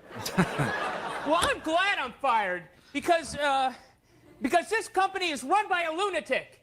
You've got guts. The guts of a man who's fired. Fine, man. Fine. I'm out of here. That's fine. You need help, and I really hope you get it. Wait, don't go. Now go. You're fired. Jesus. That's funny. It is. Asshole. Still fired. Now, who wants a car? Oh, I was shiny. Who wants a car? This is wrong. This is wrong, and I'm not afraid to say it. Fired. This is bullshit. And then he goes to another sketch from here. Yeah. This one. What was the one you were? Oh. Okay, so that's Okay, so I couldn't find the video, but basically, I'll sum it up. This guy, David Cross is doing a tour, and he runs into this like fan who's like in his early 20s, and he's like, "Bro, we love you." He's telling him a story about how so when I was in my high school talent show, we won because we did the audition, me and my friends. But then they found out that it was plagiarized and they took away our award. And David Cross, you could tell, is just like, holy fuck, this is the most embarrassing story I've ever heard. That's like, that's what you're going to tell me? All right. Have you ever heard my embarrassing myself in front of Gary Oldman story? No, I'll tell you my embarrassing myself in front of William Dafoe story afterwards. Tell me. All right. It's very embarrassing. So I was working at this cheese This is shop. probably worse than. I don't know. This is bad. I was working at my at a cheese shop on let me tell mine first because I have a feeling yours is gonna be worse because mine is like. Well, I was at a gas station on 6th and I-35. There's a Chevron there, and all the homeless people hang out there. I know exactly what the one you're talking about. Yeah, exactly. I'm leaving. I just randomly I'm gonna get some gum. For some reason, I want gum, buy a pack of gum. I'm walking out, and I'm holding the door open for this man walking towards me from the gas pumps. And as he's approaching, I'm like, who the fuck is this guy wearing like black blazer, black shoes, black pants with long hair, Hollywood looking? But oh my God, it's Willem Dafoe. Like I can recognize him from like 30 feet away because he has that face. Yeah. And I'm like, that's Willem Dafoe. And I'm holding the door open for Willem Dafoe. And he's like coming up to me. And as he walks in the door, like I'm just thinking of like all the movies he's in. And for some reason, the only thing that's in my head is Born on the 4th of July. Huh. And all I say to him being in that movie. Yeah. He's in the scene where him and Tom Cruise are in Mexico in wheelchairs fighting over who's killed more babies and shit, and in Vietnam. And you didn't think Platoon? You didn't think all Elias? I said to him was like, "Oh my God, I've killed more babies than you." And he just looked at me and said, "How do you do?" And he walked in. And the thing is, I could have easily opened that door and been like, I was quoting Born on the 4th of July, which you were in, and I like, but I didn't. I was just like, nah, I'm just going to leave him with that. And I just walked away. That's pretty bad. That's rough. Because you just like, he's like, okay. Because it's not some guy just threatened me outside the gas station. Yeah.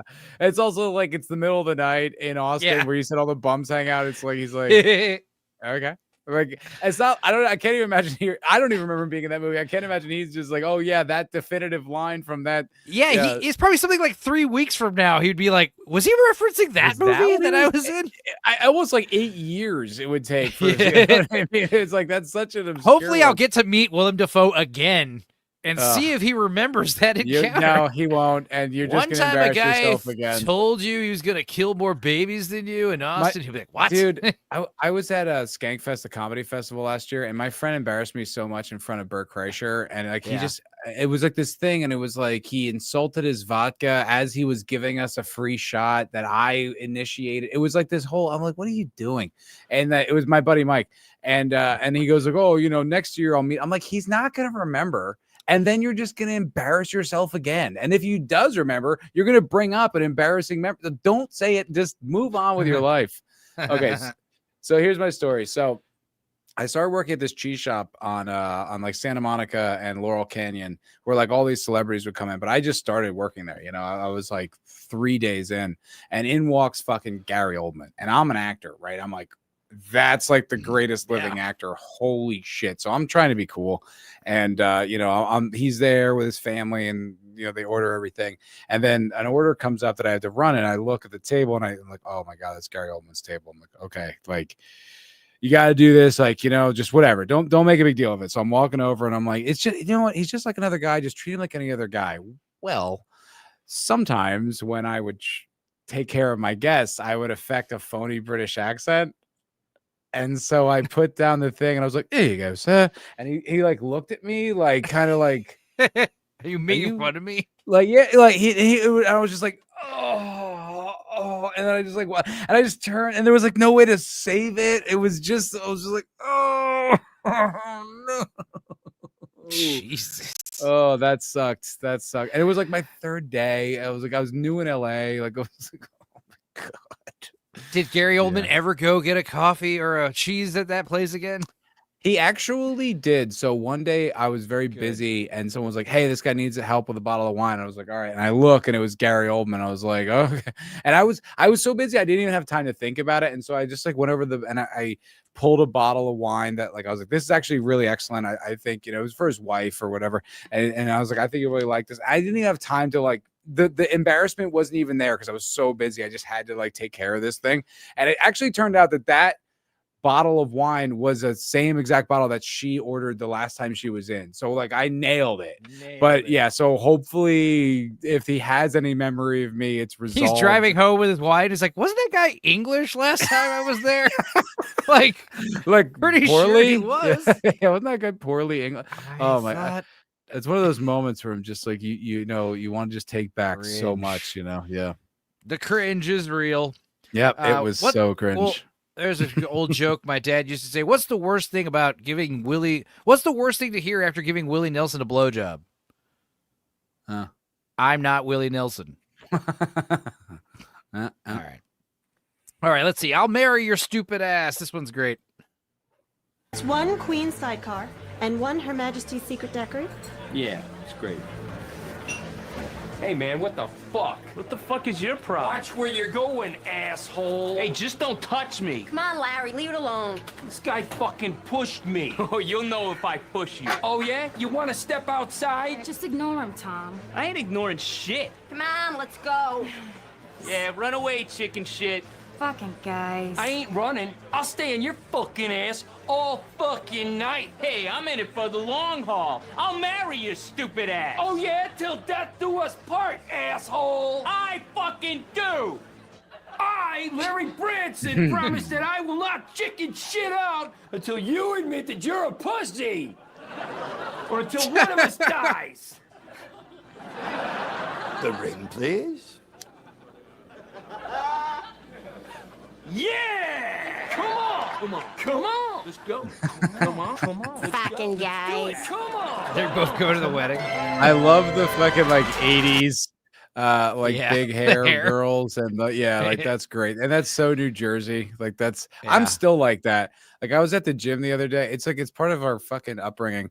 Like I was at the gym the other day and I was like walking on the treadmill and I just like look up and this guy like 2 treadmills down just like looking at me and he's like holding it and in my head I'm like, what the fuck are you looking at? Like I was up Yeah. like I almost I had to What's your hold it fucking back. deal? I literally was just like, "What the fuck are you looking at?" Like I literally almost said that out loud. It was like I have to looking like, at me, motherfucker. yeah, I have to like domesticate myself. We're animals. Yeah. Eyes at the ground, bitch. But it was weird. It's weird when another guy's just staring at you. You're like, "What? You I know, what I you know. say?" It is weird when a man's staring at you for real. You're like, my I first know. reaction is to like, someone better be behind me. A hot chick better be behind me. But it's just an East Coast thing. Like I talked to people in California because I went to California. People were like holding eye contact with me, and I was like, "What the fuck?" I was like, "Oh, this is just normal. Like it's where I grew up. If you hold eye contact for an extended period of time, it's like you're threatening me." It's like when you have those glasses they make you wear at the zoo when you look at the monkeys where it looks like your eyes It's are like, looking up dude, I here. swear to God, it is Yeah. like that. You look at these fucking grease balls, we're like, I'll kill you. Yeah, bro. Yeah.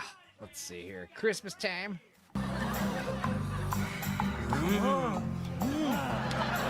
Are they still married? Jeez. Yeah. I think the sketch Fucking keeps going. receipts. Quit your That's bitch, so Yeah. funny. I thought it was over. He's like mowing the lawn and he's like, I made you fucking lemonade, asshole. He's like, yeah, fuck you. All right, fucking asshole. Yeah, it's stupid. That's funny. That's That's so for that stupid. sweater I got you last year for your dumbass birthday. You said you fucking made it yourself. No, I never said. You fucking lied to me. No, I. Maybe our wedding bells were like too. Chicken shit. Go back.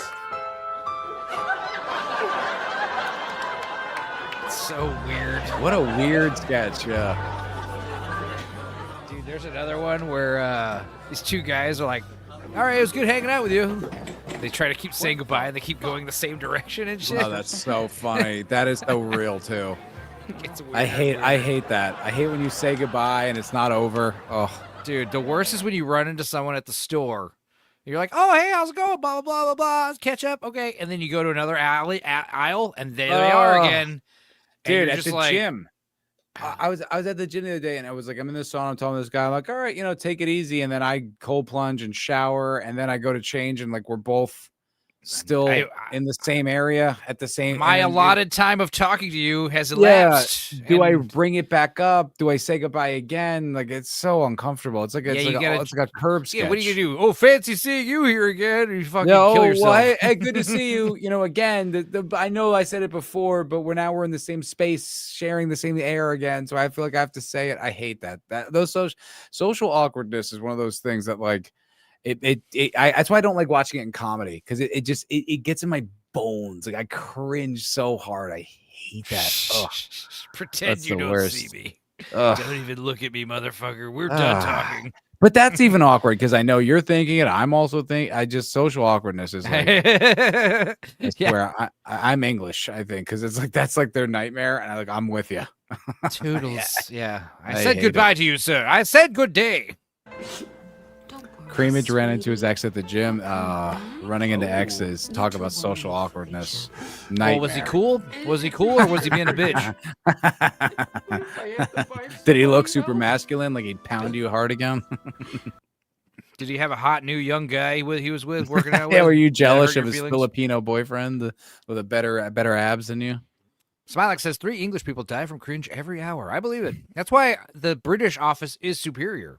The cringe is so harsh. And that's why I don't like it because I can't No, yeah. do it. Did you Michael, ever watch, oh, you know what you mentioned earlier? You mentioned Party Down, and it's funny because I watched Party Down before I moved to LA and did catering, and I thought it was funny. Okay. And then I watched it again and I cringed so hard because I'm like, oh my God. Like there was Jane Lynch. So you're the blonde one, right? You were the blonde one in Party Down? But I knew a guy just fucking like that. His name was Drew. He was that guy. It fucking blew. And Jane Lynch, the old blonde, I knew a woman just fucking like that. And she was blonde. It was like I cringed so hard. They nailed it so hard. And I one liked, time, I was who's the other one? The Roman, the nerdy one. He's fucking horrific that I too. didn't know that guy. I wish I did because that guy sci-fi writer. Yeah, that guy would have been great to know. Jane Lynch, she's asking when the blonde guy's asking Jane Lynch, like, hey, Jane Lynch, how big does a bird have to get before it's scary? I don't know, 500 feet. And Roman's like, what? Come on, it's about a 30-foot bird. It's terrifying. It's like, no, it's not scary at all, bro. Oh, so many things about that show. I'm like, oh my God, I've lived this. It became so unwatchably cringe because it was just too real. So good. But one time I was cater bartending like a screening, like at some house that they would do this regularly at. And the girl, the hot girl, from that show, I can't remember her name. She was at the bar. And I'm like, this is so weird. The I'm brunette, like, Liz Kaplan from Liz Kaplan, Cloverfield? yeah. She comes to the bar, and I'm just like, she's cutie. She's really cute. But I'm like, this is insane because like you did the show of the life I'm leading right now, giving you it was like so weird.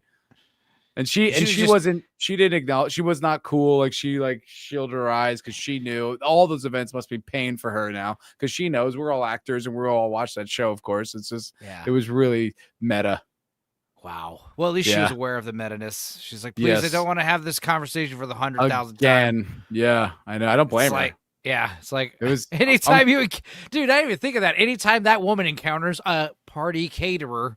And they're all, 50-50 chance that they're going to bring up that goddamn show. There's a reason why you can make a living as catering in LA because it's like there's so many events all the time. There's always a screening. There's always a fashion show. There's always a party. There's always a something all year long. And so it's like, for those people, that's what they do that. It's like part of their job. And it's like, oh my God, yeah. Mattception. It was weird. Hell yeah, bro. Because it's like, what do you even, there's no way to make that comfortable. No. And the Jane Lynch character, the older people, I'm sure they get aged out. Cause that's the thing. It's like, I watch, everyone watches, Below Deck, and the whole point is like, oh, I want to do that job, work on a yacht. It's like, yeah, but you got to be hot and young. Like, that's the idea. Like, we don't want a bunch of old people fucking hanging around here. There are people who are like, what's that phrase where it's like a warning, like a lesson. That's like I can't think of the phrase right now, but it's just like I would watch these guys and they were, doing the same job as me, but like 10, 15 years older. Yeah. And they were miserable, still trying to be actors, but like cautionary tale. That's the phrase I was trying to think. And you just see them and you're like, oh my God, I don't want to be that guy. Dude. I worked at Matt's El Rancho in Austin, right? Oh, yeah. It's funny because I worked at Frank Anangi's. It's a tiny little pizza place. I loved it. It was when I was 18. I first moved to Austin, and we moved down to Austin from El Paso with my band, Yeah, my high school band. Yeah, it was good. We're going to make it big. Yeah, we did good. We did pretty good. And the idea was, working at a small pizza place for a year. Got fired eventually for missing a shift, how you turn around, whatever. That happens. I was like, well, I'll get another job at another local restaurant. And then I worked at Matt's El Rancho, and I was like, I'm never working at another restaurant again. It's so terrible. It's like 5 gigantic rooms. The seats like 500 people at a time. But there was these 2 older guys, waiters, and they were like, they'd worked there for 25 years, Mo and Joe, and everyone loved them. They were 2 Mexican guys, and all the, Longhorn Foundation, big donor, big tipper guys, they would always like ask for Mo. Is Mo available? Be like, no. Be like, well, what about Joe? What about Joe? They both have huge weights. Like, please, all right, we'll settle for some other waiter or waitress.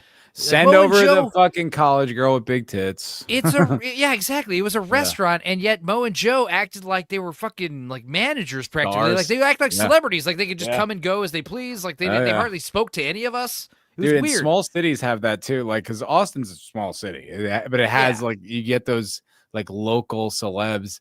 Like when I lived in New Jersey, I remember there was a guy. I worked in New York City. I work in restaurants, so I'd take the bus, and I remember coming back, and there was like the CBS weather guy. You know, I was like, who gives a shit? But for us, for suburban yokels, exactly. It's like, oh, that's the guy from fucking CBS. And he still had like his makeup on, and it was just like, oh wow, oh gee whiz. Now, don't get me wrong, Mo and Joe, they weren't assholes or anything, but they definitely had this like this air of superiority, and I guess they earned it because like they were making like twice or 3 times as many tips as everybody else, and everyone loved them for some reason. But what was weird is I went to Matt's El Rancho recently this year, like 18 years later. Fucking Joe, they're still there. He's sitting on a fucking bench, like taking a break. He's an old man now. He just looks miserable. He's a waiter. It's like, what the fuck, dude? What are you doing here? An old waiter. That's a rough. It's just that's like, a rough what are you? gig. What are you? It's the same thing with the old ladies who've been waiting for like 25 years. It's like, dude, please, like, rough. stop. I remember tripping on mushrooms. The thing about like, oh, go ahead. No, I remember tripping on mushrooms one time, going to the gas station to get candy because it was the only place open. And me and my friend, it was Christmas, you know, and me and my friend were like, and as you are high on mushrooms on Christmas, as we all do. My street was like really big with the lights, so it was cool. But like it's like close to the middle of the night, and for some reason the gas station down the street is open. And I remember just like going in there tripping, thinking, okay, let's get some candy and some snacks. And there's like a sad old woman, like she's not sad, she was very happy. She's like, hello, how can I help you? But it's like, what are you doing here? Working here? You're an old woman, you should be like with your family. You remember me and my friend Lita were like bummed out when we left with our airheads and shit, like, bro, that was sad. Like that woman, because there's nowhere else to go. It's like you either become management, which sucks because now that's your life, you live at that restaurant, or you become an owner. You know what I mean? But it's like, or you're just like, I'll just coast. Like I've been a bartender for years. Like I know I could move to management. I don't want to, of course, you know, because it's like, that sucks. And I'm not interested in any of that. Dude. Like all the responsibility. It's like, yeah, okay, you're not the bitch of the staff or the guests, but you're the bitch of the owners, and that stinks too. And you have to do inventory. And ugh. The cool thing about service industry is it's one of the few jobs where it's like there's a lot of like sleeping around with your coworkers, and it's like less frowned upon. Plus everyone's like young and hot usually, and you know we're all fucking having fun. But I mean, the problem I had with it was like we'd go out, you know, we're all going out to so and so across the street getting drinks, you know, like always, because we're all, you know, everyone's alcoholic basically. Yeah, but like all we talk about is fucking. We all just talk shop. We all just talk about waiting tables. I mean, like, Jesus Christ, I don't want to hear anything.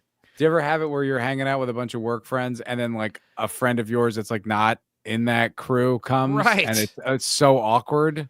Because I loved it because it's like, hey, we don't have to talk about fucking. We don't have to talk about, but everyone starts talking about work, and then the other guy's just sitting there being like, I don't know any of these dynamics. This is uncomfortable. Yeah, no, I've been like in the crowd, and I've also been the guy where I'm hanging out with a bunch of work people, and I'm like, I don't know any of these. Like, they're like, oh, dude, Larry, that guy, and he's saying this and saying that, and they're all like, and they're like, oh yeah, totally, and you're just sitting there being like, classic Larry. I don't know Larry. Larry, yeah. I know. It's a weird. There's a weird dynamic with service industry where you all bond. Over like the second it's like it never happened. It's like you don't know these people, like you're not I have friends from like the end, but it's like I don't, you know, it's like every day you see these people and you talk and you have like all these like common jokes and then once you leave that restaurant or that it's like you're dead.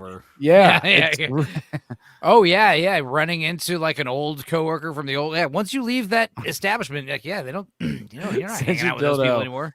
Listen, you asshole, you've known me for years, so you get to say that. But yes, jerk. Yes, I do. I get socially uncomfortable really easily.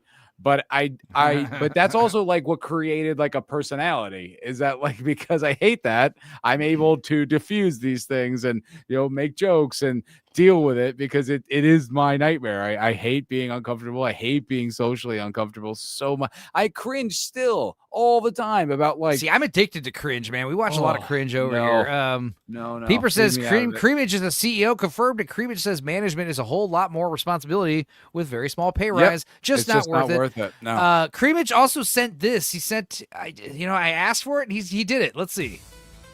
Yeah. Okay, he did it. Wait, this is the same people. Yeah, but with a breakbeat. The music. Some of the behaviors of the manager are effective. He did. That's quick turnaround, Creamage. In each That was like an case, hour the ago. Participants demonstrate one way that the situation It's way better. could be That's sick. Say thanks for coming in today. I need some glow sticks. Together because, Where's Lance? He was in the chat earlier. I need a yo-yo that lights up. That's amazing. I'll make that a intro video in the future. That Once rules. October's over, once October work. wraps up. What else? What else, indeed? Got some other shit. Oh yeah, this is fun. If I were Superman, holy shit, this is actually pretty great. This starts off funny and then gets insane. Sounds dope. Optimizing Superman, it's called. Let's see here. If I were Superman, I'd do things a little differently. First of all, I'd be flying feet first. I'd rather bludgeon with my feet than throw punches, and it would be a more comfortable position for my neck. I ditched the cape, it doesn't look right anymore. Most importantly, flying feet first would free up my hands so I can carry my rifle. I might be faster than a speeding bullet, but I can't be in two places at once. I'd fill the air with bullets to strategically control the battlefield. When I'm done with the gun, I'd crumple it up so no one can use it, and throw it away. I also know that my greatest weakness isn't kryptonite, rather, it's my loving family. I'd have to go anonymous to keep them safe. I was gonna say I have to kill my family. I wear a full-body costume that I have printed like a pre-production car. The pattern breaks up my silhouette and hides finer details. For added safety, I'd conceal my height. What's funny is I'm not proportions with sure some if this is a well-placed padding. parody or if he means it. I think he's severely autistic. Maybe That's what it seems like. Is And it he's that, being- or is he playing at that trope? I'm not sure. Either way, like this was this is severely autistic, and it seems like it checks out. Like the idea, like you cover yourself in this kind of design, so like they can't even tell what like direction you're going in. It's like a warboat. Do you know the comedian Dax Flame? I think so. He's one of these guys where it's just sort of like, does he get it, or is he in on it or not? Yeah, or not? Like I don't want to know if this guy's in on it or not. Yeah, it adds to the mystery. So, a side note, that is my absolute nightmare. That's like I just can't imagine anything more horrifying than being the punchline and not knowing it. Oh right, that's that's my social nightmare. Well, like the guy like Tommy Wiseau, like being Tommy Wiseau is like a nightmare to me. Pretty sure Tommy Wiseau is like ex-mafia or something. Yeah, wherever the hell he's think from. he gets it. I don't think he gets it. It's like, do you ever you know the movie Troll 2? Of course. So, did you ever watch that documentary about it? Best worst movie. Yeah. And at the screening, the director, he's like, "What'd you like about it?" And they're all like in on the joke, and he's asking. He still thinks it's seems great. like you thought my movie was bad. And you're like, "Oh, you don't get it." Like it was so uncomfortable, and I'm like, "Oh, that just like to be that and not know it just seems like hell. That seems like a level of hell." Well, it could be worse. You could be the mom from Troll 2 when they go visit her and she's like an insane lady. Do you remember that?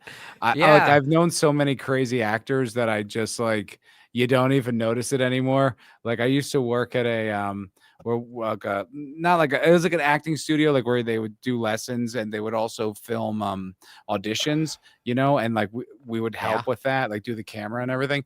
And every day you'd meet someone nuts, like whack, like crazy nuts. And it's just for some reason that profession just attracts some lunatics. What was great about this is a little bit of tangent, but yeah, best worst movie. This is when they go visit. They're doing a big screening for Troll 2. And first of all, I thought it was so funny that this guy basically plays himself. He's like a dentist in real life, and he just seems like a really chill, laid back dude who was in a bad movie. Called Troll 2. And like most of his friends and family don't even know about it. And he starts to, what I like about this movie is he's like, and he kind of likes the celebrity. And then he starts getting into it. The reality dawns on him, and he's just like, all these people are going to these conventions, and they're just like, wait, I'm doing that. It was like, oh, it's very human of him. Like, good for you to have the self-awareness. He starts getting kind of caught up in the whole aspect, like, oh wait, there's people they're loving this movie, Oh, fun. Okay, I'll cash in, and absolutely. everyone understands that instinct. Yeah, he quickly gets over it. But this is when they go visit the mom. Like they're like, hey, you should come to the screening, and they're like saying like, oh, she can't really make it. And this is why Is it impossible? Is it impossible to get you to this screening? Oh, Completely that's the impossible. Wasn't she like the She- witch or something? She was the mom. She was the mom, and she was Yeah. talking about like earlier in the movie. They were on the couch, and she's like, "That was such a fun time. Remember when we were singing that beautiful song, row, row, row your boat?" Exactly. Yes, yes, row, row, row your boat. It was so no. beautiful, and like she's Oh. clearly like not all there. She's like all these cats and stuff. I remember, but yeah, this is like this is. Did you ever insane. see? Did you ever see the comeback with Lisa Kudrow? No. Oh, It's good? buddy! If you like cringe humor, that's Okay. like the crown jewel. I love of Lisa that Kudrow. genre. I love Dude. Romeo and Michelle. I love. She's great. It's one of those things that like I couldn't watch because I lived in LA when I found it, and there were just too many people that were exactly her. Like it was, you need to like pin me down like Alex from Clockwork Orange to make me watch it, because it was like I was like it's real. Like it's too I'm spot sold. on. Yeah, but it's like these loopy actresses who are not like aware of the real world. Oh, it's for what it is. It's genius. I'll check it out. Yeah, you'd like it. Wow. I think you're the only cast member that won't be It's there. not going to be there. I know you want to come. Yeah. I I can do. feel it. I can feel it. I just know Like that she did her I just know makeup. that it's complicated. It's just complicated. And I'd be afraid and I'd be nervous and I don't know what to do. I mean, if you could have anything to remedy this whole solution, what would it be? To go away somewhere where no one can find me. Really? Oh, dude, That's an empty solution soul, to this man. all. That scares me. I mean, she's basically saying like, "Hey, what the fuck are you doing at my door?" I think is what she's saying right here. Yeah, honestly, I'm very troubled that you found me and you came and found me. I mean, it's very nice to see you, but holy shit. But she's not This- saying that. Like, No, I know. when you say I want to go somewhere where no one can find me, it's like you're not famous. Like Well- you mean that from the world. Yeah, she was saying like they're saying like, well, what do we do to remedy this to get you to come to this movie screening? I would just need to go away forever and never be seen by anyone. It's like, whoa, okay, all right, something's going on. Yeah, that's interesting because I'm looking at. And I just see like a vacancy in her eyes. Like she looks like a. Yeah. She looks like the monster from Barbarian. There's like an emptiness in her. Totally. I'm like, Somewhere, freaks me out. anywhere, I don't care where. I don't care where. In another house, in another place, in a normal neighborhood with normal people. Oh. Yeah, So you know they what I make mean? noise all night long. Is the And the racism noise is gonna so come out? intense that sometimes it makes you She's dizzy. like, they don't even does it eat sound dogs like? here. What kind of They don't noise even is kill and eat Dobermans. Yeah. That is. Wow. Is this a sketch? No. They didn't put that on. This feels put on. Okie doke. Take care, sweetheart. Thank you. Bye bye. No, that is why she did not come to the Bro. screening. She went is insane. absent. She is absent. All right, optimizing Superman. Let's see. You know what? Can I just say, Sentient Dildo's point is really good. Making shit movies on purpose never produces a masterpiece. It has to come from a sincere place. Exactly. That is that weird. Sharknado. Yeah, Sharknado's over here. Sharknado, But The Room. Room and Troll 2 are over here because Sharknado was bad on purpose, But Yeah. Sharknado's fun. But like, there's something magical with Troll 2 and some of these other Because movies. they don't They know. tried. It's like that from the mouth of babes thing. Like there's something remarkable about it that you can't put your finger on because it has heart. It has soul. It's bad. It's like it's Neil objectively- Breen. Yes, He does Yes! whatever he fucking wants. Exactly.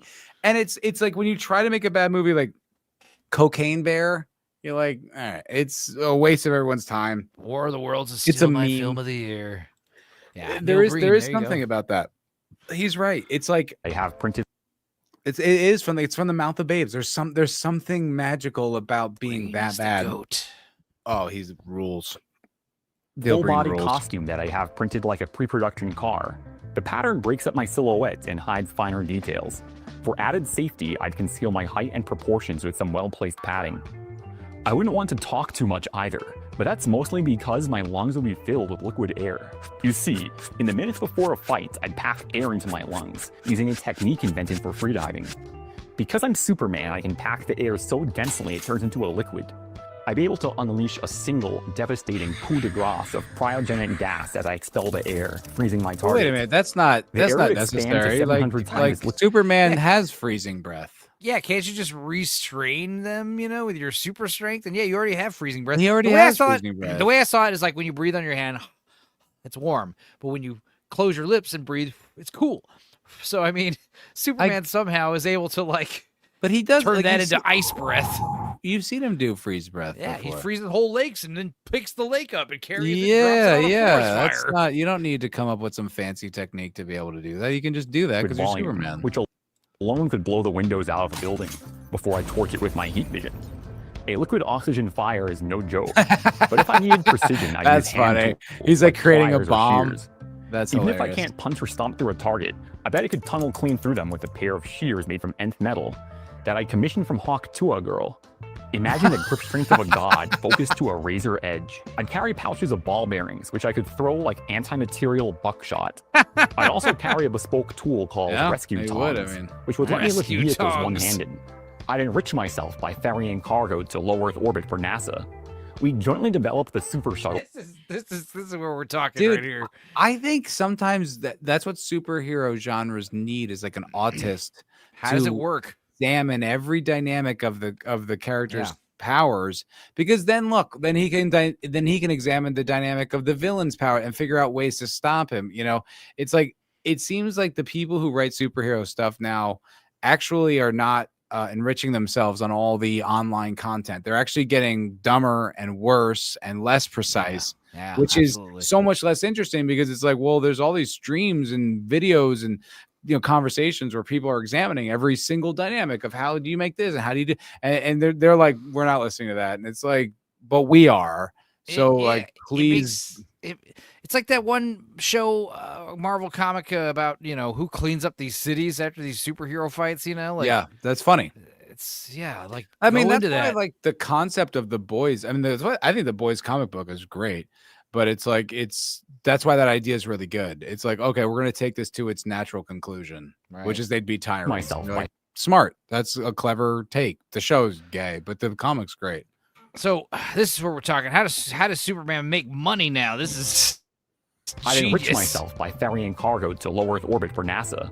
We jointly developed the Super Shuttle, a mostly propulsionless passenger craft with a central reinforced hardpoint that I push on to bring us to orbit. The Super Shuttle can get back to Earth on its own, gliding on re-entry, like the now retired Space Shuttle, or the currently in service Clever. secret U.S. military space drone. I charge Currently in service secret military space drone, just like that. $10 million per launch, which would still be a bargain for NASA, seeing how a SpaceX rocket costs $70 million per launch. The money would be spent on lobbying so I could reshape America to my vision, funding social programs and infrastructure You could be projects. Trump. We'd finally get high-speed rail. And last but not least, I ditched the tired, dated red trunks in exchange for a red thong. It isn't the 1930s anymore, and it's time for a more streamlined look. Now, I debated whether or not I should include this joke, but I figure if the Minions movie could do it, so can I. With all these changes... See, that made me think he's an autist for Yeah, sure. I think he's kidding, but the fact that he called it a joke acknowledges that he's joking. But that is funny, and the NASA thing's like that's a great idea. I just the idea that this is what Superman looks like in the future with this ridiculous pattern and padding with and a big the tongs and the gun. calipers. Yeah. I don't really think I can call myself Superman anymore. I feel like so much more. So why don't you make your way to the comment section and give me some... M16. Efficiency man.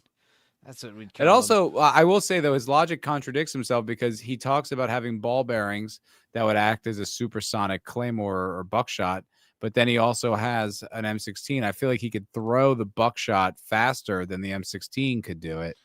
Right? I mean, a So- gun's still a gun. I mean, Gun's it's not still like a everyone gun, you but fight is, yeah. the feet per second on an M16 versus Superman hurling a bunch of ball bearings is, I feel like Superman could throw it faster. So, Yeah. yeah, I feel like- I don't know. Your logic falls apart, Mr. Autist. I have See, some this is an old school one. Yes. Oh, I'm yes. gonna Senshin show this Dildo. to you Where, 'cause- where did I hear? I heard this. Oh, Senshin. Shane Gillis said that. He talked about that. There's a Mussolini show, and in the last episode, Mussolini looks at the camera and says, "Make Italy great again." And but like, what a ridiculous misreading of history. There was no Wait. such thing for as real, Italy. like a current Mussolini show right now. Yeah. Oh my God! It's such a bad reading of history because there was no such thing as Italy before Mussolini. It wasn't even a country. It had like just been invented. It's a series of like provinces that even now don't feel united under an Italian flag. And so the idea that he's saying make Italy great again is like there was no Italy. Italy it was Rome, and there were these like, like these Puglia and fucking Sicily. They were their own countries in their minds. They didn't have like a concept of a unified Italy. So Mussolini's like, we're gonna make it great again. Like, what are you talking about? You should say make Rome great again, if anything. But of course, they're too stupid to understand that. That's fucking brilliant. Oh, you heard it from Shane? Okay. Fucking dildos on the Matt and Shane Secret podcast. He's one of the dogs. Dildo's one of the dogs. I didn't see that coming. That's a plot twist for 2025. Ever heard one? Mm-hmm. Is it fucking 5:30 in the morning? Holy shit! It is. Let's watch It's a Snap. I have to pee, so can I step away from just a moment? Yeah. All right, I'll be right Let's see back. if we could find what else we got on the docket here. Yeah, I guess we'll just watch Tales from the Crypt after this.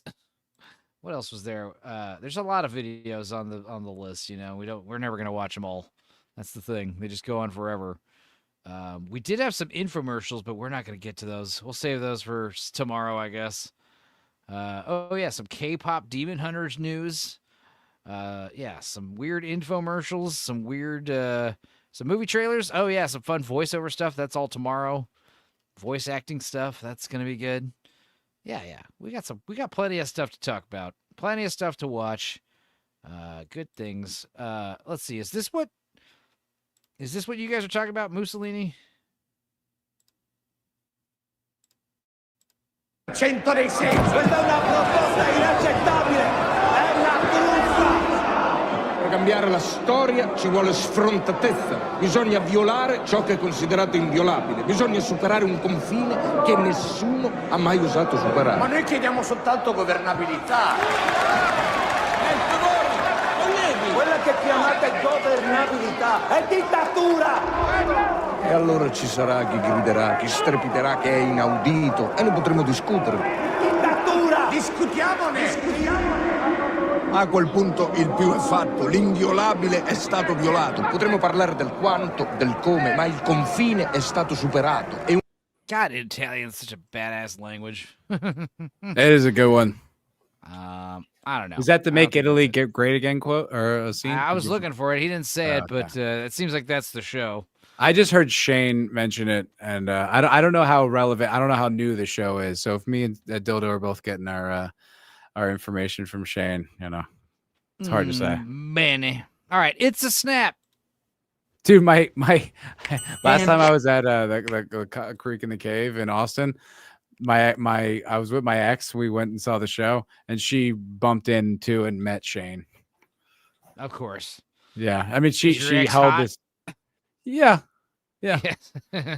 But she like held that information for me for an unnatural amount of time, and I was like, when were you gonna tell me that? Why She's didn't you like, tell I don't me? know. He said I shouldn't say anything, and I was like, he meant That's in the weird. moment. He meant in the moment. He didn't mean forever. Don't ever tell your boyfriend about this. Yeah, I was like, he literally just didn't want anyone to talk to him. He wasn't like, this is a secret between me and you. Like, it's just, she was just drunk and silly girl. And he says it in English. Oh my god. And I bet you're wondering where you should go to further your education, right? How did you do that, Aaron? It's a snap. Here at the Central Institute of Technology.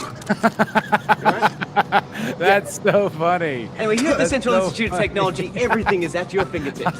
It's a Dude, snap. that's great. It's close to public transport. Getting around is a breeze. Do you want a latte, mocha, or a macchiato? Yes, please.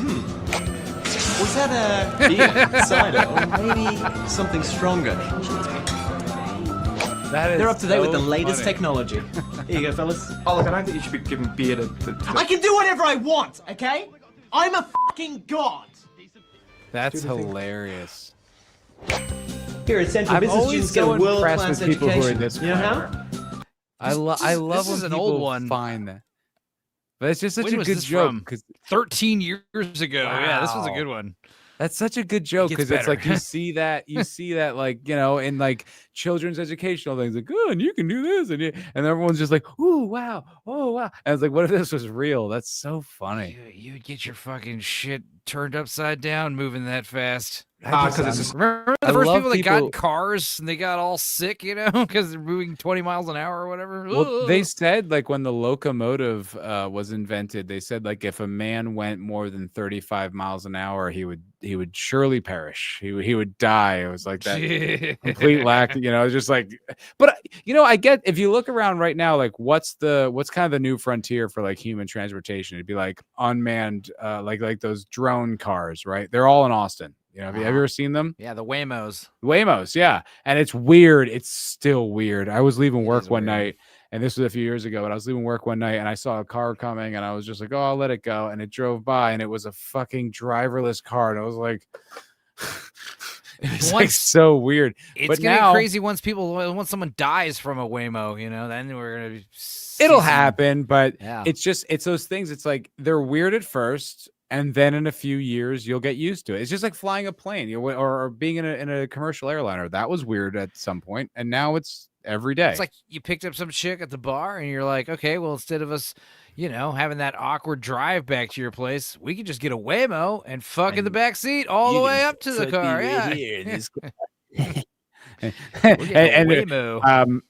this is awkward. Oh my God! Oh no! Yeah, just stop. the robot driver report. Why Yeah, exactly. is your penis so purple? No. I mean, what happens if you like vomit all over the inside of the Waymo because you're drunk? Like, who cleans it up? The Waymo comes and picks you up, and it's like, this Waymo's filled with vomit. It's like, That's a good apologies. question. How do they know that? That's a real concern of Uber driver. That's actually a fantastic. Do they have a system? I'm sure they do, but I'd like to know the answer to that. Can you do deliveries with Waymo? Like, hey, pick me up, and you just throw a big bag of weed in there and be like, go here. I have seen like the coolers, like the little autonomous coolers driving down the street. So, well, let's see what's going on with the rest of this Snap tour. Let's go. No. It's robot snap. There's even a practical mine shaft! Snap! Oh, so this is where they do the fashion and textiles. Oh, God. Oh, no. Don't panic, Aaron. Oh, jeez. Aaron, I'm Snap. Get to the hospital. You can do it.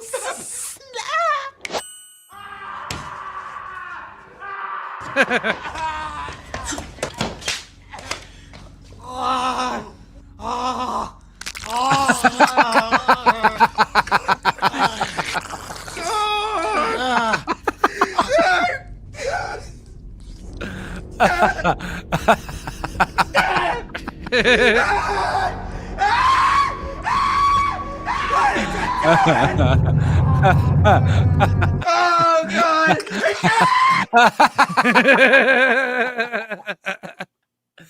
Did you ever? So good. Did you ever see that sketch? With like they're like it's like not Gogurt, but it's like kind of a Capri Sun joke. They're like, hey, we like Capri Sun, and just Oh yeah, they all turned like into Alex the Mack. fucking baby. Oh, Yeah. that's great. That's such a good one. That's a great one. Let's see. We got a couple other some short 30-second little so funny. infomercials. Crazy Gideon commercial. I've never seen this. You can buy Crazy Gideon DVD, CD player, and MP3. You are crazy. That's right. Whoa. I'm crazy. And I'm giving it away. Is this your uncle, Dildo? $189. Yes, I feel like this is Ascension Dildo's You uncle. want me to smile? How can I smile? This man, drink it or I kill you! For Plasma TV, 42 inch. Downtown LA. 8,000 traction every. This is L.A. Okay, you don't know Oh, Gideon? that's LA. Any crazy he's, Gideons? Okay. Armenian. Whoa. This guy is definitely killed. He's older now, and he's got a new location downtown. Yeah, he's I just feel like he murdered people because of slowly. Otherwise, I'll break my head. What do you want for my life? I'm giving you for $79 home theater. If you don't buy for Crazy Gideon, you have a problem with your head. Dude, I'm scared. That That's pretty guy's good, gonna like, hurt me. If you don't give me money, I kill you.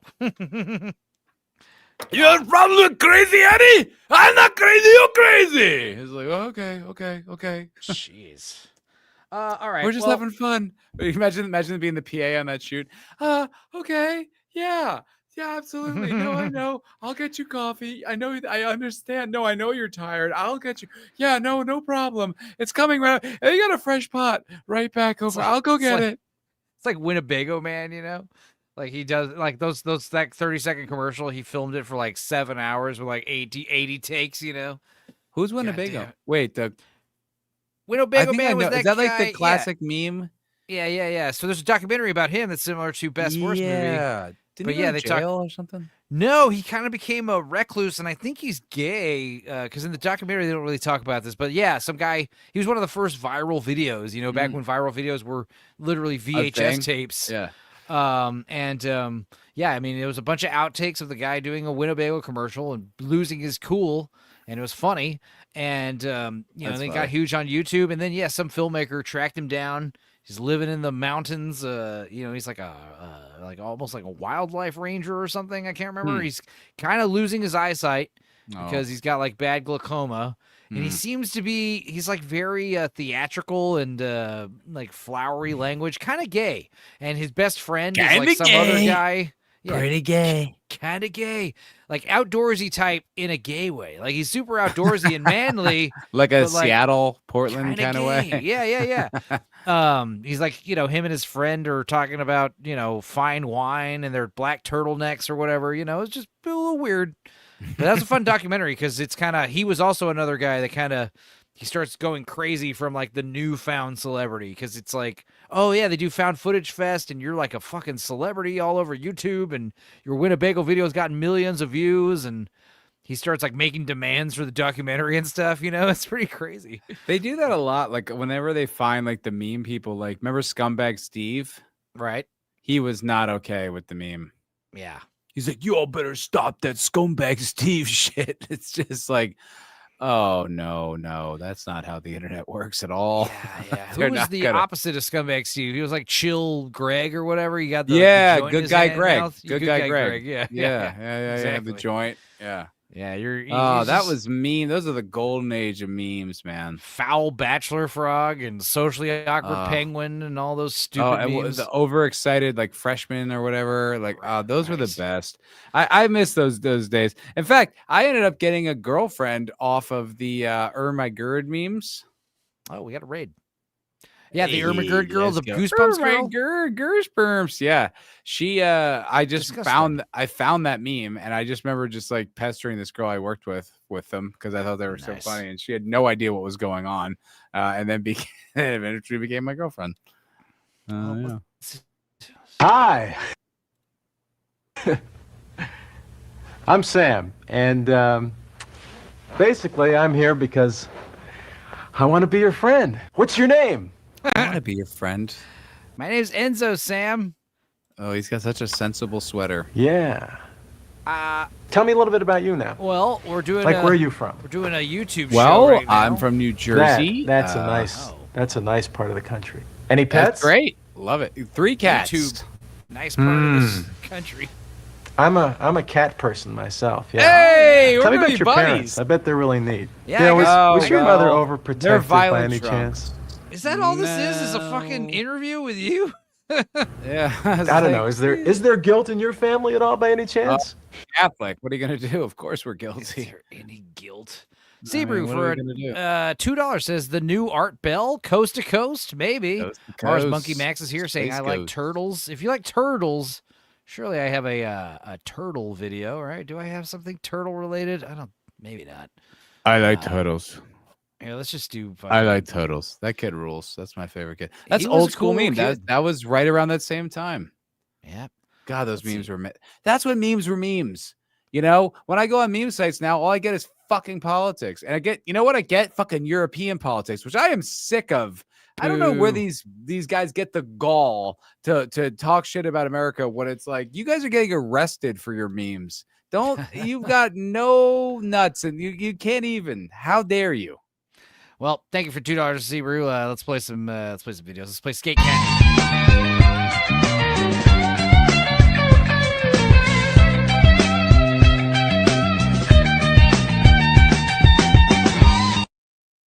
And let's give you some DJ Cucaracha.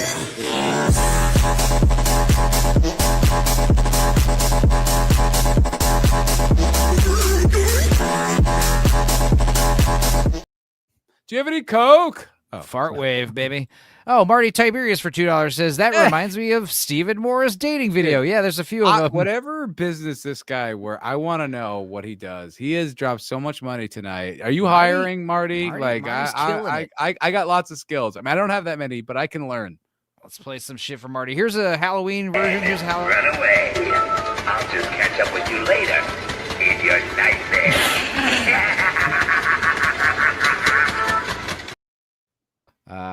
Oh, this one's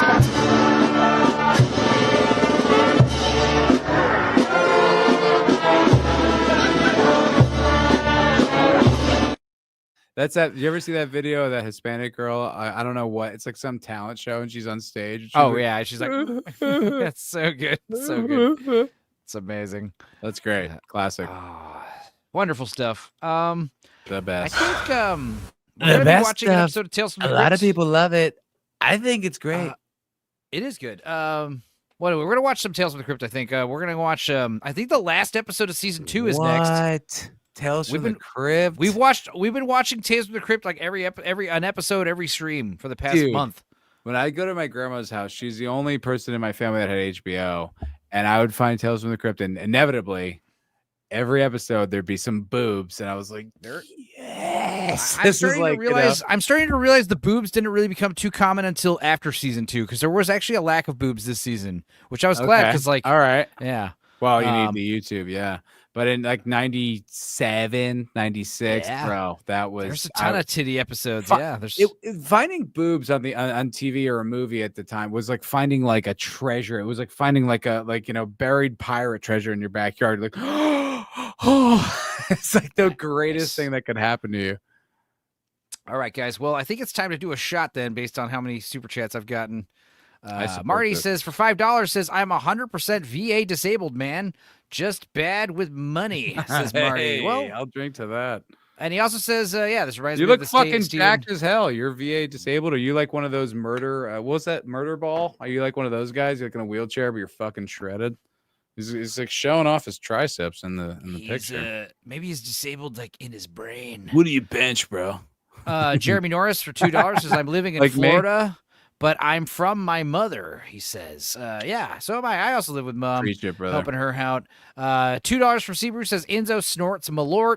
If I had some, I would do a shot of Malort. So check it out. Yeah, we just did some Malort. Seabrew actually had Malort for the first time because I brought it up because we went to Chicago. We did some Malort. It's so bad. It's bitter as hell. The worst thing. It's not even that it's bitter because I drink Amaro sometimes. I don't mind bitter. It's that ginger, that rotten ginger that like stays on your tongue. I had it in San Antonio for the first time like a year ago, and I was desperately trying to drink anything, and the flavor just wouldn't leave. It was like infected in my palate. Ugh. Oh yeah, I hate Malort. Malort's it's bad. like kind of sweet at first, and then it just like it's not. It No, tastes at like first dog it's hair, not like bad. wet I'm like, dog or oh. something. It's like, oh, this is like Montenegro. This is nothing, and then I'm like, oh god, what is this? It's like a trick. It's like like the gum from Pee Wee Herman. You're like, dude, what? Mars Monkey saying, I came to the conclusion that the Crypt Keeper was actually an autistic old man with schizophrenia. If we watch 2 episodes ago, they do explain where the Crypt Keeper came from. He's the offspring. There's lore. There's origin story. To the So there's Crypt an Keeper? episode, and I explained this to Judicus the other day because he missed this episode. But yeah, there's like a two-headed freak, two-faced man in a freak show in a carnival in the olden days, and he falls in love with this mummy, and they run away. The mummy actually comes alive when you take the necklace off of her, and she kills fell people. in love with the mummy. So they run off together, and then it turns out they had like a bastard offspring, and that is the Crypt Keeper. That's the Crypt Keeper. It's like, Wow. holy shit, that's like the big twist at the end of the episode. It's like, wow, Didn't that's know where that. he comes from. I used to love that. Whenever I found Tales from the Crypt as a kid, I was like, yes, tonight's going to be Yeah, awesome. it's It was awesome. like, because I had just graduated from what's the one from the Nick at Night, the one with the one around the campfire. Oh, Are You Afraid of the Dark? Are You Afraid of the Dark? So it was just like, it was just the next evolution of that same kind of anthology style horror, and now with tits. It was great. Well, you guys sent out a bunch of super chats, so let's do a couple videos. Here we go. Yes, the house was flooded out. My house was flooded out. Journey is usually the part that you remember anyways.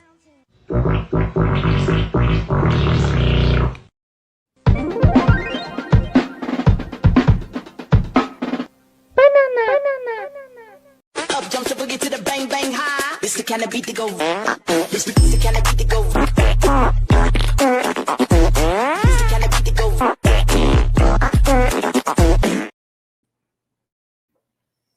And one circle. Yeah. Okay, so.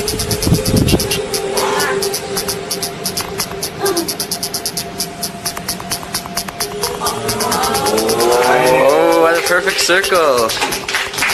So what do you say, sir?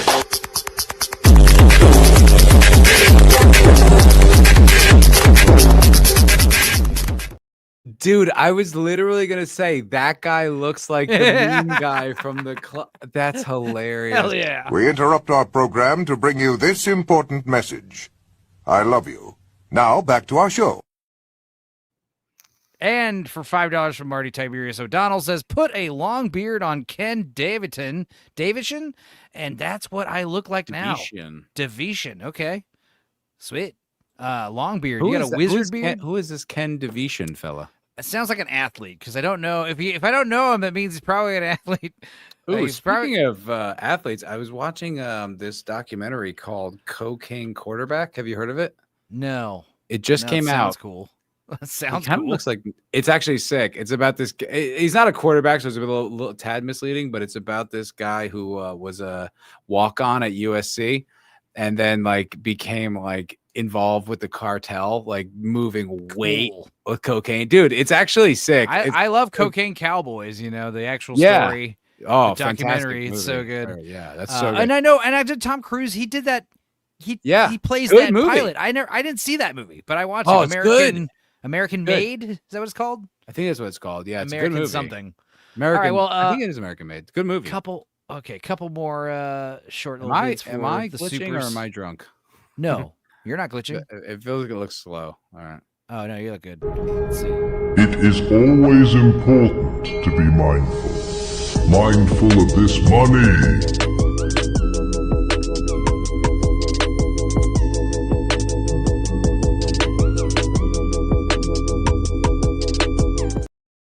I always Thank you, keep my guys. money on my mind. Thank you guys very much. Very much. And I guess let's go ahead and kick off some Crypt Keeper. We won't play the whole video, but it is tradition to kick it off with Crypt Order. I Jesus. Well, Matt, thanks for hanging out for like 5 hours with me. Hey, I can't believe I did it, but Middle of this the was night. awesome. It was fun. We have fun here. I'm glad you're here. Come back tomorrow. We'll watch a movie soon if you want.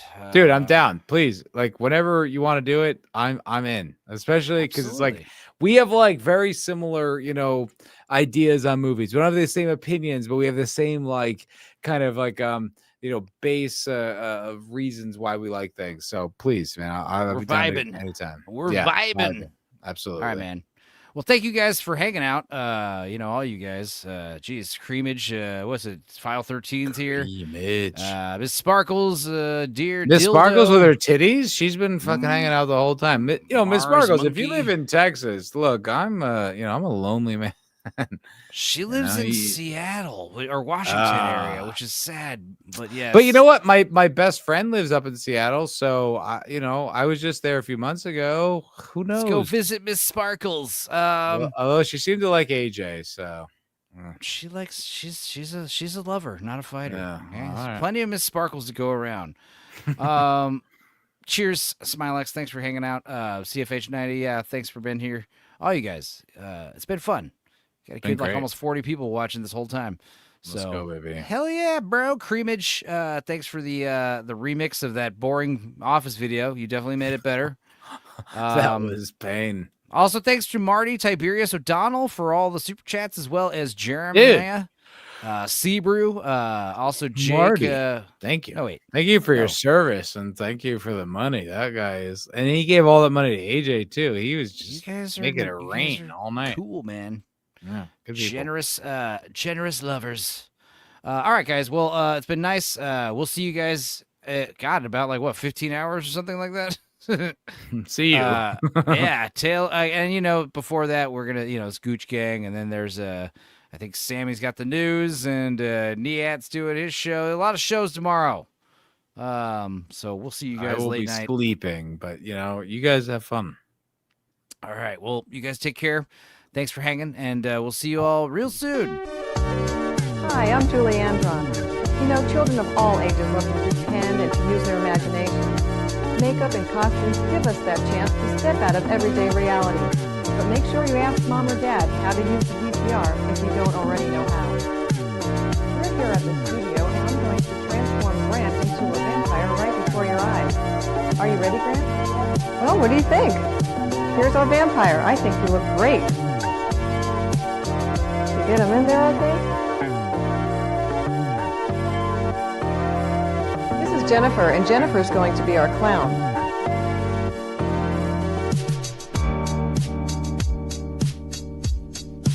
We also added a touch of white here with the gloves, and we have ourselves a clown.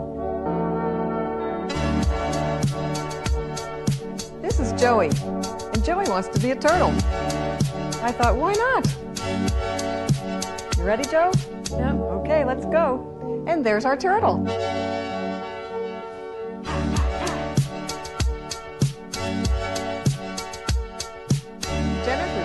This time she wants to be a glamour puss. And voila, here's our glamour puss. She's wearing a black leotard, a little white jacket we found at a thrift shop, and look what we did with her hair. We made cat ears out of her hair. Or you can go all out and do this.